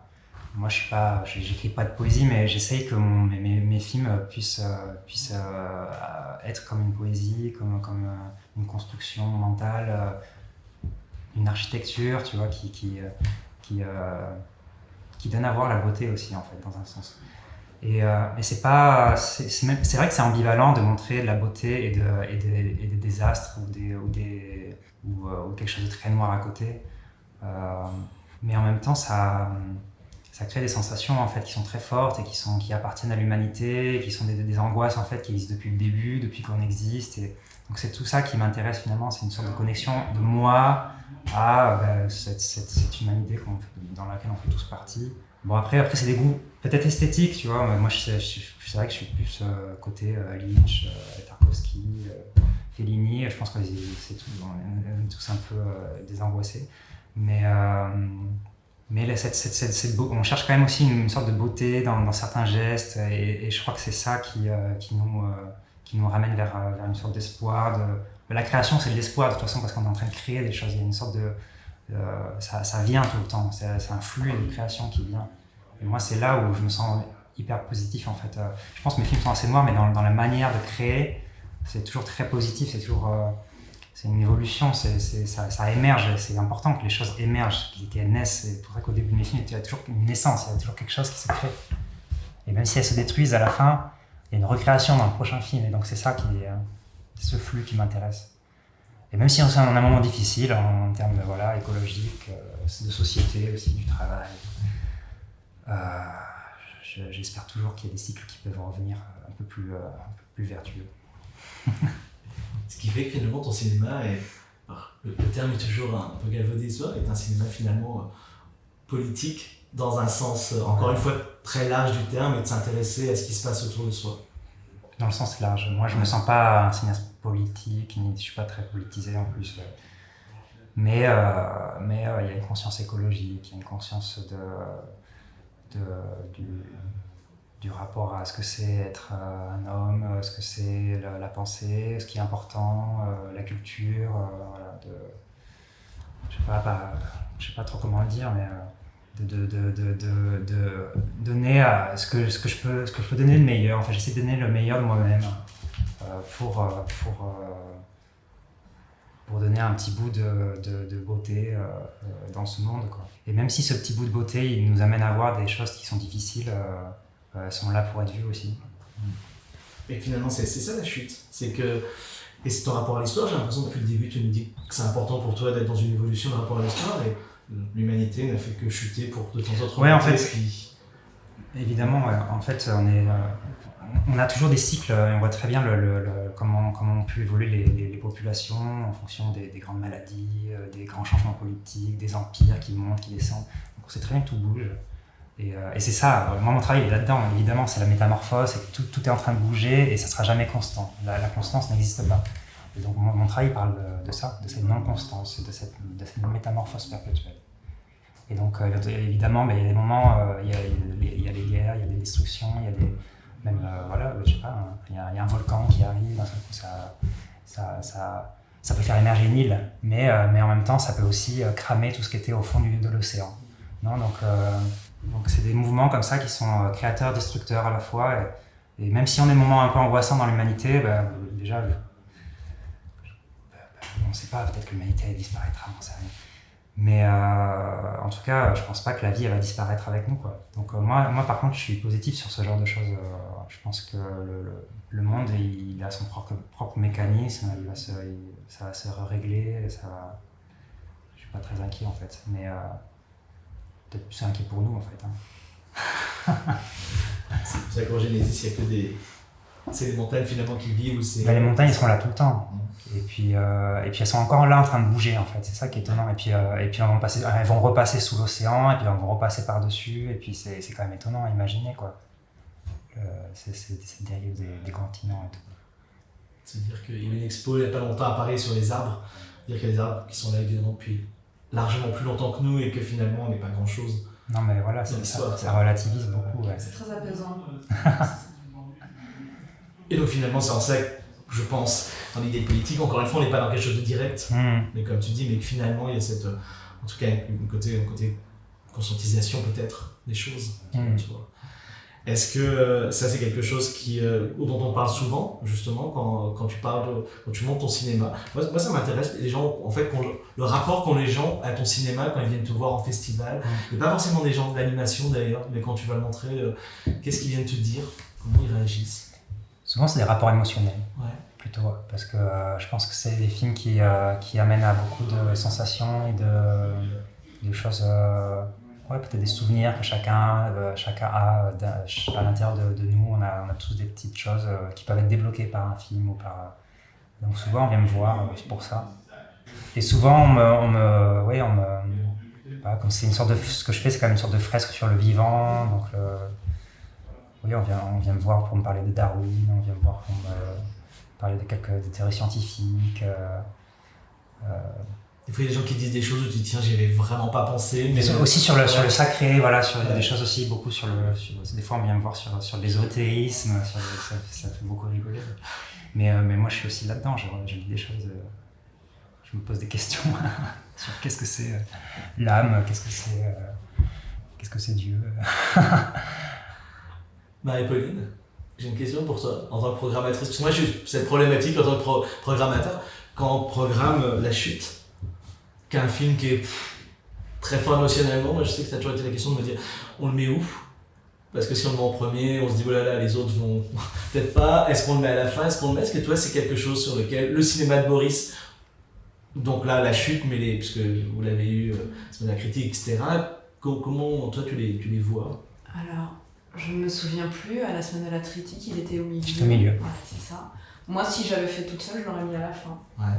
très clairement, parce que je pense que c'est un film super pour une fin de séance, en fait, parce que les gens ils vont l'emmener chez eux, et ils vont rentrer chez eux, ils vont peut-être dormir dessus, enfin je sais pas, il y a un truc comme ça, je trouve que c'est très bien. Et c'est un cinéma qui est si sombre que ça, ou tu le vois un peu lumineux aussi, toi? Alors moi je le vois pas sombre en fait, parce que je vois dans l'idée du cycle forcément toujours un espoir, parce que si c'est cyclique ça veut dire que ça va recommencer, et peut-être mieux, recommencer d'une meilleure manière, et que... Donc voilà, donc c'est ce que je disais tout à l'heure, moi je trouve ça très apaisant de toujours se dire que la planète elle était là bien avant l'humanité, qu'elle sera là encore après, et que finalement on est juste un petit accident au milieu de tout ça. Voilà, je sais pas, c'est pas hyper optimiste en soi, mais en même temps je trouve ça apaisant de se dire voilà, finalement tout n'est pas entre nos mains et on n'a pas tant de maîtrise que ça. Ouais, mais c'est ça. Le cycle, c'est... Et en même temps, je préfère l'idée de la spirale que le cycle, puisque la spirale, elle se renouvelle à chaque boucle. Donc ça peut être ascendant ou descendant, donc il y a des moments qui peuvent être positifs ou négatifs. Mais dans cette spirale, il y a cette idée de renouvellement, mais qui avec un déplacement. Et je trouve ça intéressant, cette idée. C'est intéressant parce qu'on parle plus souvent de cycle que de spirale d'ailleurs. Ouais. Mais moi, je fais plus des cycles parce que c'est dans ma fabrication, c'est peut-être plus simple et tout. Mais y a, justement, dans Rhizome, il y a cette spirale à un moment donné, c'est cette idée que c'est une sorte de nouveau renouvellement, mais ça permet de s'échapper, en fait. La spirale, c'est une échappatoire. Parce que la boucle est aussi, en tout cas le cycle, c'est une prison. Et que ça m'intéresse, les prisons aussi, les prisons visuelles et sensorielles et tout, mais j'ai besoin de m'en échapper un peu. Donc cette idée de la spirale, c'est un échappatoire. Il y a l'idée aussi de s'ancrer quelque part. Orgenesis, c'est... De s'ancrer ? De s'ancrer, pardon. S'ancrer. Ouais, Orgenesis, c'est un côté, c'est le thème montagne pyrénéenne. Et j'ai l'impression que t'as un cinéma Rhizome, ça part d'un endroit, ça va dans un endroit. La chute part d'un endroit, certes pour se déplacer, mais on a l'impression qu'il y a besoin d'avoir, comme tu disais, un centre. Il y a un espace, ouais. Je sais pas trop quoi dire sur ça, mais besoin de créer des espaces et que ces espaces soient presque physiquement palpables. Et toi en tant que créateur, c'est important d'avoir un centre, parce que tu te balades pas mal, tu fais pas mal de résidences, mais d'avoir un centre chez toi quelque part où de savoir que c'est hyper important. Ouais. En termes de stabilité personnelle, émotionnelle et du travail, c'est important. Et puis le centre, ça peut être plein de choses. Le centre, ça peut être ta maison, ton atelier, mais ça peut être ton producteur, ça peut être une résidence à laquelle tu peux revenir plusieurs fois. Donc, même si tu bouges, il y a plusieurs centres et finalement, dans ta création, tu te laisses... les choses viennent aussi un peu telles qu'elles viennent, tu contrôles en général pas grand-chose. Mais c'est bien pour moi, c'est bien d'avoir une base. Et depuis cette base, de pouvoir être un peu flexible et bouger en fonction du projet.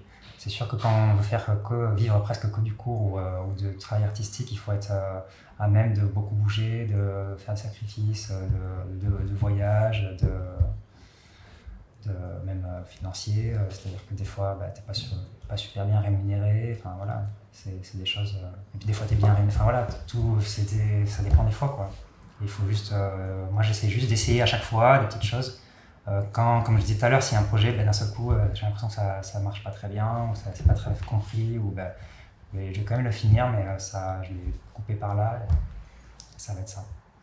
Tu parles des résidences auxquelles tu viens, tu as besoin d'être un créateur fidèle. Je suis allé deux fois cyclique, mais c'était pas mal, surtout la deuxième fois. La première fois j'étais bien, mais c'était à Château-Renaud, c'était un peu plus difficile. Eric il m'en voudra pas. Et après, c'est des périodes difficiles pour moi parce que en vrai, je suis plutôt casanier et donc m'excentrer justement de mon lieu de résidence, de vie. C'est toujours des moments un peu compliqués, émotionnellement parlant. En plus, on démarre un projet, des fois on n'est pas sûr de soi, donc c'est des moments d'angoisse et c'est pas facile. À chaque fois, ça m'arrive. Sur le début de Rhizome, sur le début de la chute, c'était difficile. Mais après, la production s'installe, l'équipe travaille bien. Moi, je commence à être plus en confiance parce que je vois que les images sortent et que en fait, ça correspond à mon idée ou mon rêve ou ce que je veux. Et ça commence à couler. Mais au début, c'est dur. Et t'essayes d'arriver seul avant ou...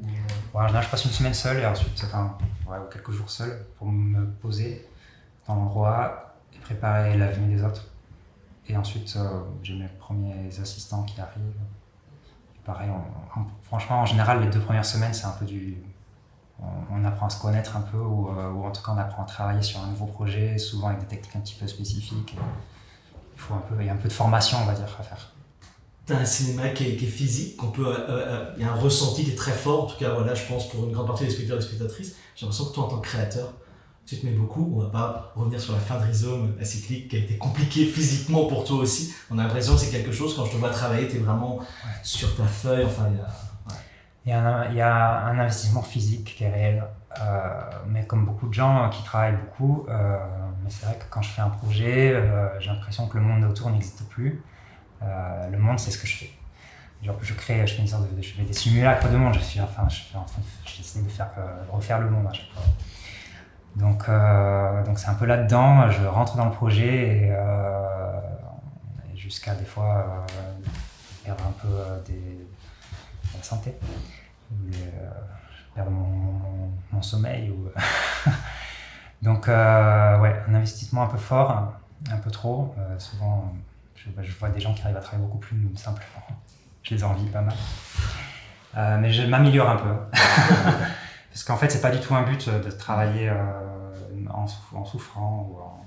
J'ai un peu cette tendance à penser que quand on travaille beaucoup, quand c'est difficile, c'est là que ça travaille vraiment. Mais en fait, c'est une fausse idée. Donc ça, je me suis rendu compte de ça. Et je pense que juste, il faut travailler et être sérieux.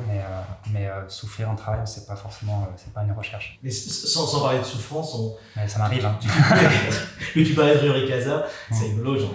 Récemment, il est venu justement comme toi à Tout Anime, disant qu'il était le premier à se réveiller à cyclique et le dernier à se coucher, et qu'il était lui aussi comme toi. Voilà. Vrai. Et en fait, c'est votre travail aussi, c'est aussi sur des choses petites, vous travaillez sur quelque chose. Encore une fois, quand je dis physique, c'est que vous avez un rapport, toi à la feuille par exemple, quand tu vas dessiner, lui à la matière, qui est quand même très très particulière. Ouais. C'est des techniques un peu spéciales. En tout cas, là sur Rhizome ou la chute, c'est des ancrages sur la chute, c'est quand même des dessins assez compliqués. Long à faire, trop long probablement pour un film d'animation. Du coup, l'investissement il est difficile, et on est obligé de tout donner pour que ça se fasse. Et comme moi je suis dans la prolifération, à chaque fois c'est comme un champignon qui prolifère, comme s'il n'y avait pas de fin possible. Du coup, c'est très difficile de quantifier. Moi, je ne peux pas dire à un producteur j'ai 40 plans. Donc en fait, moi, dans la chute, je n'ai même pas compté, mais peut-être il y a 15 plans. Mais c'est pas là que je peux pas calculer mon travail par rapport à ça, quoi. C'est plutôt, et je peux même pas calculer non plus le nombre de dessins parce que j'en sais rien. Je commence le travail, je peux pas calculer, je sais pas. Et donc je suis dans une angoisse un peu de vraiment est-ce que c'est faisable. Enfin, je me fais des films un peu justement. Et après je me rends compte que c'est trop difficile. Donc je me souviens avec la chute, j'ai quand même demandé à Sacre Bleu d'avoir un stagiaire en plus parce que j'allais pas y arriver. En fin de production, on a demandé une aide en plus aussi. Enfin voilà, ça a été un peu long. Mais ça s'est bien passé quand même finalement. Mais investissement total. Et le travail sur la matière, le papier, c'est difficile quand on travaille à l'encre sur papier, quand on doit faire 4000 dessins. Un peu compliqué, c'est long. Et comment tu gères aussi la temporalité quand tu démarres quelque chose, une action continue, comment est-ce que tu interromps des journées de travail quoi ton rapport au temps de fabrication? Moi je fais des journées normales, même quand je suis hors production, je commence à 9h le matin et je travaille jusqu'à 18-19h. Après le problème c'est que comme je travaille à la maison maintenant, je travaille aussi des fois plus tard le soir, donc des fois moi je fais pas mal d'heures en fait. Hein. Mais moi j'aime bien travailler la journée, je sais qu'il y a des gens qui travaillent la nuit par exemple, ou qui travaillent le soir. Donc moi je suis plutôt un travailleur de jour, je me lève à 8h, je commence le matin à 9h, je travaille très bien le matin. Et j'essaie d'avoir des horaires comme ça un peu stricts. Normalement à 9h ça commence. En fait c'était plus sur comment tu arrives à garder le contrôle de la temporalité d'un plan par exemple. C'était plutôt cinématographique, pardon. Oui, c'est ça. Comme je travaille souvent sur des boucles, l'avantage des boucles c'est qu'on peut répéter, tirer. Donc ensuite, c'est plutôt ce que je disais un peu tout à l'heure, au début, c'est plus au feeling. C'est-à-dire que comme je travaille la journée, quand je finis ma journée, voilà, vers 19h, on va dire que j'ai fini ma journée. Et en général, je fais un peu de montage des fois en fin de journée. Alors ça dépend, parfois si j'ai une animation à faire, je vais travailler 3 jours sur une animation. Quand elle va se finir, je vais la scanner ou la photographier. Et là, je vais la mettre sur l'ordinateur. Je vais faire un rendu et le lendemain, je vais voir ce que ça donne. Et à partir du moment où j'ai eu ce rendu, je gère le temps. C'est là où je commence à faire plus du cinéma, c'est que je me dis là c'est trop court, là c'est trop long. Là ce cadrage en fait, au lieu d'aller là, il pourrait aller de ce côté-là. Et donc du coup, c'est à partir du moment où j'ai mon animation qui est faite que je travaille plus le côté cinématographique. Donc ça c'est un travail de tous les jours, de fabrication d'animation et au fur et à mesure de montage qui se fait au fur et à mesure. Et les temporalités, elles se font, c'est un peu du feeling, vraiment, je pourrais pas expliquer, j'ai pas de méthode pour ça. Est-ce que la temporalité de ton film déborde sur la temporalité de ta vie? Et puis l'inverse, des fois, si tu fais un film très plein d'énergie, parce que j'imagine que faire un film comme La Chute, c'est autre chose que de faire comme Rhizome, comme tu disais, au niveau de l'énergie qu'on a en soi.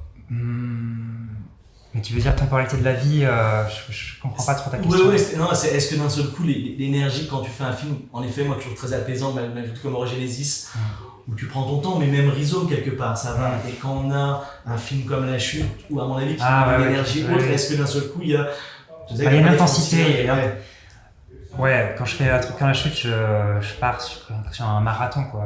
Et c'est long, il faut tenir le coup sur la distance. L'avantage, c'est que je travaille avec une équipe et ça, c'est bien parce que ça permet de souffler un peu. Mais même avoir une équipe, c'est difficile parce que du coup, on doit arriver à organiser l'ensemble. Et puis moi, je fais tout ça, mais en plus, j'anime. Donc, c'est difficile parce que je sais qu'il y a des réalisateurs qui n'animent pas forcément tout, enfin pas trop, ça dépend. Mais faire de l'animation plus la supervision de l'animation plus le montage, c'est beaucoup de casquettes et c'est difficile à gérer tout en même temps. Du coup, je fais beaucoup d'heures et c'est intense. Et je pensais à ceux qui étaient autour, la famille, les amis, etc. C'est difficile. C'est difficile aussi. Je suis bien soutenu. Après, c'est sûr que des fois, ma compagne me dit là, prends des vacances, s'il te plaît, Maurice, parce que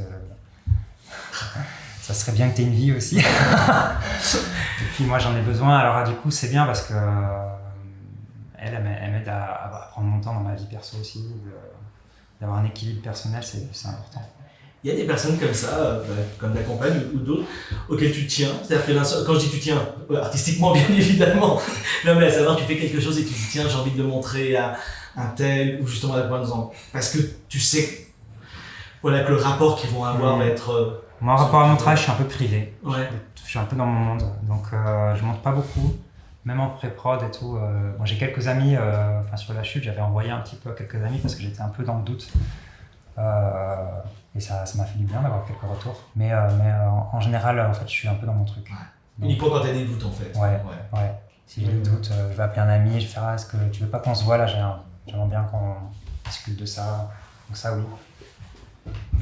Et avec la production, ça c'est quelque chose qui est... Non, avec Ron, on parle pas trop... Je sais que Ron, il a différentes manières de travailler en fonction des réalisateurs. Il m'en parlait, je l'ai vu hier. Certains réalisateurs, ils ont besoin de travailler avec le producteur, d'autres, ils ont besoin de plus d'indépendance.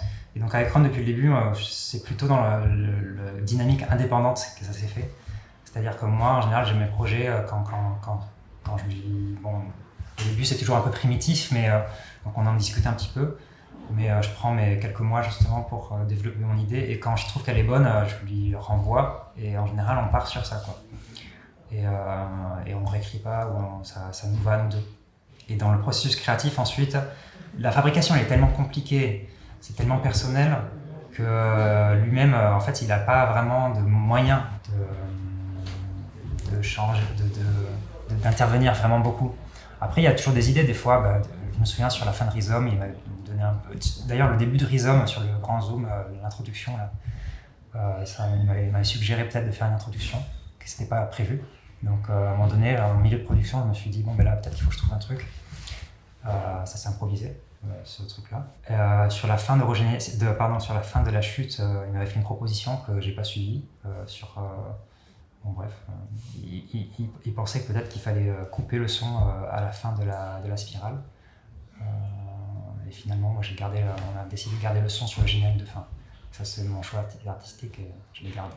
Il m'avait fait la proposition. Et juste, tu l'as fait quand même, tu l'as tenté? Par exemple, t'as arrêté ou non? J'ai même pas tenté. Mais parce que je pensais que c'était déjà bon en fait. Et Daniel, il était convaincu aussi que le son continue comme ça, c'était bon. Et quand je le revois, je suis content. J'aime bien ça. Et lui, Daniel, c'est son avis, tu le prends. Enfin, Ouais, c'est aussi un avis important. Daniel, il m'apporte ça. C'est quelqu'un qui s'intéresse aussi beaucoup au cinéma, qui fait plein de choses. Et qui a son regard artistique, et donc quand il me fait une proposition et surtout quand il me dit ah non mais ça j'aime bien et tout, ça me conforte en disant bon mais d'accord, on va y aller, on va faire ça. Des fois il y a certains moments dans la chute où il y a des sons, il y a des moments qui sont très forts, et je me souviens dans le mixage dans les jours de mixage, donc sur la fin, je lui ai dit mais vraiment t'es sûr qu'il faut envoyer autant ou quoi, parce que j'ai eu un peu peur en fait, je me suis dit peut-être c'est trop. Mais il m'a dit non, il faut y aller, il faut donner et tout, c'est la chute, c'est machin. Et je pense qu'il a raison. Après, il y a de différents points de vue. Moi, on m'a déjà dit que la musique de la chute c'est trop, il en fait trop, je sais pas quoi. C'est des avis artistiques différents. Mais moi, je le revois et je le trouve bien. Artistique ou aussi, pardon, mais thématique, c'est-à-dire que, en effet, moi, c'est un film que j'aime bien, mais je pense qu'il faut pas hésiter des fois à, entre guillemets, enfoncer le clou et aller jusqu'au bout finalement de cette chute. Ouais. Et de cette descente, quoi. Oui, c'est ça, c'est que ça a du sens, ça fait sens. Et du coup, Daniel, ce qui est bien, c'est que c'est un artiste, donc il comprend, il lit bien le projet, il comprend très bien le projet et la dynamique qu'il faut développer, quoi. Et comment vous êtes rencontrés? Parce que il y a un truc quand même en commun dans cette idée de faire une collection de lui de sons et toi d'images au début des projets. Enfin, est-ce que c'est sur ça que vous vous êtes retrouvés ou c'est... Non, mais c'est un coup de chance, mais on a été en résidence ensemble quand j'étais à Madrid, à la Casa Velázquez. On était en résidence la même année. Du coup, pendant un an, on était devenus amis à ce moment-là, quoi.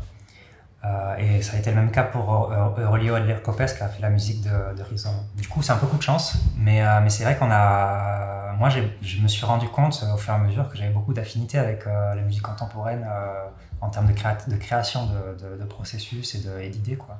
Donc la musique contemporaine qui travaille toujours sur des instruments, de l'instrumental, du classique, des répertoires, mais en intégrant l'électronique, les technologies, le séquençage, le montage, le bouclage et tout ça, évidemment ça m'intéresse et ça rentre en résonance avec les idées que j'avais déjà. Donc a priori plutôt tu resteras dans cette idée-là que du free jazz ou des choses qui auraient pu aussi fonctionner avec ton style, non? C'est la musique contemporaine restera, tu penses? Non, après, mais tu vois, par exemple, là j'ai travaillé avec les sons Aïnou sur le dernier projet traditionnel. En fonction de ce qui se présente, alors là c'est un projet spécifique de commande sur la culture Aïnou, donc ça me paraissait logique de travailler avec leur musique, et c'est moi qui ai fait une demande dans ce sens-là. Et en plus j'ai trouvé ces canons qui sont super, qui rentraient aussi en résonance avec mon travail, donc souvent j'essaye de piocher, mais non, pourquoi pas, même peut-être même un truc pop, tu vois, je sais pas. Tout dépend du projet, de comment ça se présente. Mais c'est vrai que avec Daniel, ça fait un moment qu'on travaille ensemble et maintenant je travaille un peu c'est presque une écriture à deux. Je pense qu'on va pas faire toute notre carrière ensemble quand même, mais je veux dire, des fois je vais faire des pas de côté aussi, mais parce que ça permet de renouveler un peu le travail et tout. Mais on travaille tellement bien ensemble que ça s'accorde bien, quoi. L'installation, le prochain travail, c'est avec lui encore? Ouais. Tu peux nous en parler un tout petit peu de ce travail? Alors, ça c'est un projet qui s'appelle Monade et qui me vient de deux sources, assez conceptuelles ou mentales. L'une, c'est l'art de la mémoire, donc c'est une discipline mémotechnique qui a été inventée par les Grecs de placement d'images et de symboles dans des lieux, donc des cartes mentales si tu veux, c'est comme des cartes mentales. Et l'autre, c'est en renseignant sur ça, je suis tombé sur la pensée de Leibniz, que je ne connaissais pas vraiment, et donc sur un livre qui est de Deleuze qui s'appelle Le Pli, Leibniz et le baroque, qui, en fait, moi, ça m'a pas mal bougé dans ma tête, et je me suis rendu compte que j'étais encore une fois dans la filiation de cette pensée deleuzienne, mais qui est en plus une pensée du coup aussi de Leibniz. Et donc c'est un projet autour de Alors comment décrire ça? C'est un projet que je vais faire avec le festival Vidéoforme à Clermont-Ferrand, qui sera exposé à la chapelle de l'Oratoire, donc dans une chapelle qui fait en gros 20 mètres de long par 10 mètres de large, avec un haut plafond, et dans laquelle j'ai 5 vidéoprojections qui sont en boucle. Au fond de la chapelle, j'ai un dispositif que j'appelle la machine de mémoire, donc qui est une sorte de séquençage de collection justement de films, d'images, qui reprend un peu, on va dire, Any Road, mais un petit peu plus développé. Donc j'ai j'ai un bestiaire, j'ai la mer, j'ai un jardin, j'ai travaillé sur la maison, donc j'ai plusieurs thématiques comme ça. Et ensuite j'ai 2 écrans qui sont à l'intérieur de l'espace, c'est-à-dire qu'ils ne sont même pas sur les murs, ils sont suspendus. Un que j'appelle la façade, et c'est une sorte de drapé baroque qui bouge avec le vent. Donc ça a été créé en 3D. Et j'ai un autre dispositif que j'appelle la monade, et du coup qui est une sorte d'image résiduelle qui serait au fond de l'âme, et qui ressemble un peu à la fin de Eurogenesis, mais en couleur. Et donc c'est ça. Et donc il y a un parcours à l'intérieur, c'est... Ouais, en fait c'est une installation qui est là, mais il y a une entrée l'entrée et la sortie est au même endroit, donc c'est-à-dire qu'on rentre par le début du couloir si on veut, parce que ça forme quand même une sorte de grand couloir. On va tout au fond et on peut revenir, et donc c'est un peu ça. On a une sorte de circulation comme ça et on peut rester tant qu'on veut. Le triptyque de fond, parce que c'est un triptyque qui est au fond, c'est en gros 15 minutes de vidéo. La façade là au milieu, c'est 20 minutes, et la monade c'est 30 minutes. Et c'est pas de l'animation, c'est vraiment de la vidéo. Enfin là, je suis presque plus dans l'animation, mais est-ce que Any Road c'est de l'animation? Est-ce que Eurogenesis c'est de l'animation? Bon, on peut en parler. Grande question. Mais en fait, je suis plutôt sur ces deux, Any Road et Eurogenesis, c'est un peu les 2 sources pour ce nouveau projet. Le lieu, t'es arrivé avant le projet? Non, j'avais le projet, on m'a proposé le lieu, et j'ai hésité parce que je pensais que le projet peut-être me demanderait plus de temps que ça, mais je me suis quand même lancé. Et je pense que ça va aller bien. Ouais. Parce qu'on revient sur cette idée on parlait de Tarkovsky, je me rappelle avoir vu une expo de Villa aussi dans une chapelle. Ouais. Finalement, c'est important le lieu. Ouais. Finalement, ces thématiques, c'est la foi, la mémoire, enfin voilà. Ouais, ça, puis la monade, justement, c'est l'idée de. Enfin, Leibniz, il décrivait ça comme une sorte de chapelle sans porte ni fenêtre, et dans laquelle il y a une sorte de monde plissé, des plis à l'intérieur de cette chapelle. Qui serait une sorte de miroir du monde, ou simulacre du monde, ou ce qu'on veut. Et donc ça rentre un peu en résonance avec Rhizome, avec Danse Macabre, avec tout ça. Et voilà. Du coup, je suis un peu en filiation avec ça. Moi, j'aimerais finir sur 2 petites choses. Alors rapidement, on a déjà pris une belle interview. Est-ce que tu as eu la réussite quasiment dès le début? Kyrielle a eu un prix à Annecy, etc. Je suppose que ça doit être à la fois énergisant et à la fois stressant. On parlait tout à l'heure des fois du stress, de dire qu'est-ce que je vais faire après, de se sentir, on attend, une grande partie, en tout cas des gens se disent c'est quoi le prochain Boris Labbé, il va faire quoi? Comment tu vis ça toi? Moi je prends mes distances en fait. C'est pour ça que j'aime bien avoir ma base. En plus je suis excentré puisque je suis à Madrid. Là-bas je suis absolument inconnu. Et du coup j'essaie de prendre un peu mes distances, parce que penser à ça me m'aide pas pour travailler. De penser à qu'on m'attend, ou que j'ai un an, que je sais pas quoi. Par contre ça m'aide à travailler d'avoir fait des projets avant, parce que ensuite les gens me connaissent et ils veulent me soutenir, ou ça peut m'aider à avoir des aides. Donc ça je suis très content, et évidemment je suis hyper reconnaissant des reconnaissances qu'on a pu me donner, mais aussi des producteurs ou des financeurs qui m'ont fait confiance. Mais à l'heure de travailler, d'avoir des idées, moi faut pas que je pense à ça. Plutôt penser je me mets dans ma cloche en fait, dans mon monde, et c'est aussi pour ça que des fois j'essaie aussi de m'éloigner un peu des festivals, parce que ça perturbe un peu mon rythme de création. Moi je suis un peu je suis pas dans un état méditatif, mais j'ai besoin de concentration dans le travail de concept, d'idées quoi.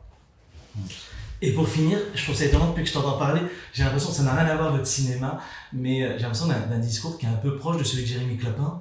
Et pourtant, encore une fois, vous êtes dans un cinéma qui est différent, donc j'ai l'impression de se donner à fond. Alors, vous avez beaucoup de créateurs et de créatrices, bien sûr, à faire ça, mais se donner à fond et finalement d'aller jusqu'au bout d'une idée quand on l'a, Et c'est pas grave si on a moins d'argent, c'est pas grave si on a, mais faut foncer jusqu'au bout.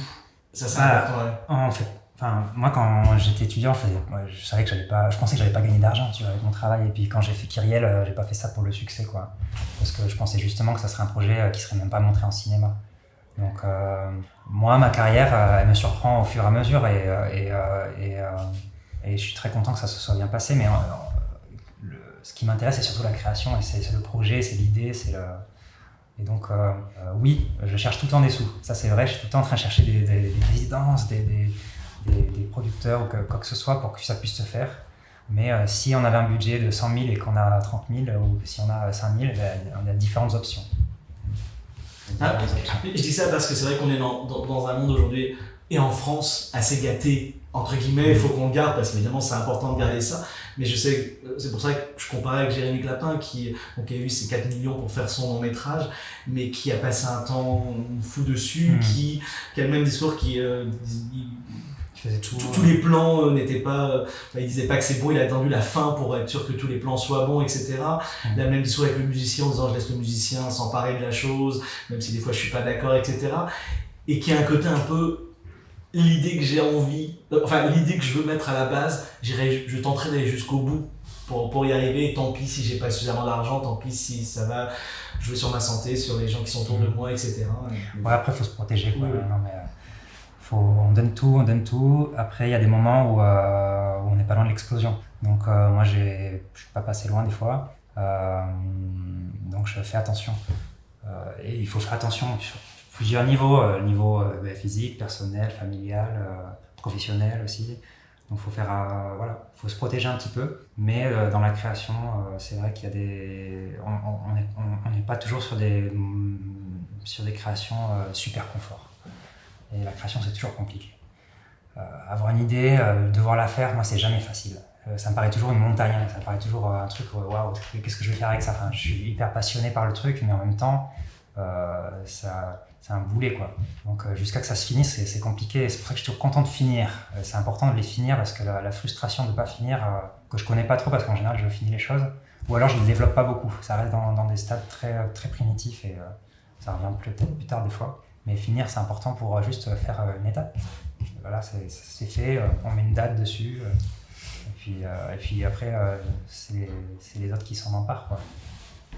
Quand on fait, pour finir, la boucle sur l'expérimental, quand on fait l'expérimental, est-ce que, maintenant que tu es prof, tu apprends l'expérimental, tu dis aux élèves, parce que ça ne s'apprend pas, c'est difficile, comment? Non, mais puis en plus, je suis pas... Moi, je fais un workshop, surtout avec l'MK, que j'appelle Expanded Animation. Et autour des images animées et des installations vidéo, justement, et du travail de mise en espace de vidéo en animation.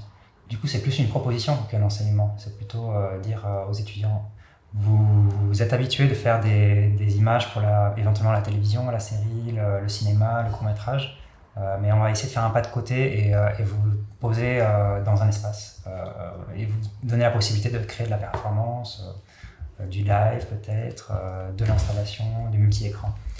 Donc c'est plutôt de l'ordre de la proposition et essayer de donner des références, mais plutôt proposer des choses. Par contre, c'est pas de l'enseignement en soi, tu vois. Et après, si je devais faire un travail sur moi j'ai déjà fait aussi un workshop autour des boucles, par exemple, autour du processus de répétition, des canons. Donc je peux le montrer, je peux le faire, ça peut être un atelier. Mais après, je pense que chaque cinéaste, s'il veut devenir cinéaste expérimental ou non, il trouve son langage en faisant. Et c'est ça. Donc leur apprendre un peu la liberté. Je pense que c'est dans les écoles d'art, ce qui est bien, ce qui doit être fait, à mon avis, c'est l'ouverture d'esprit. C'est apprendre à regarder et à être curieux. Et ça, c'est ça qui fait tout.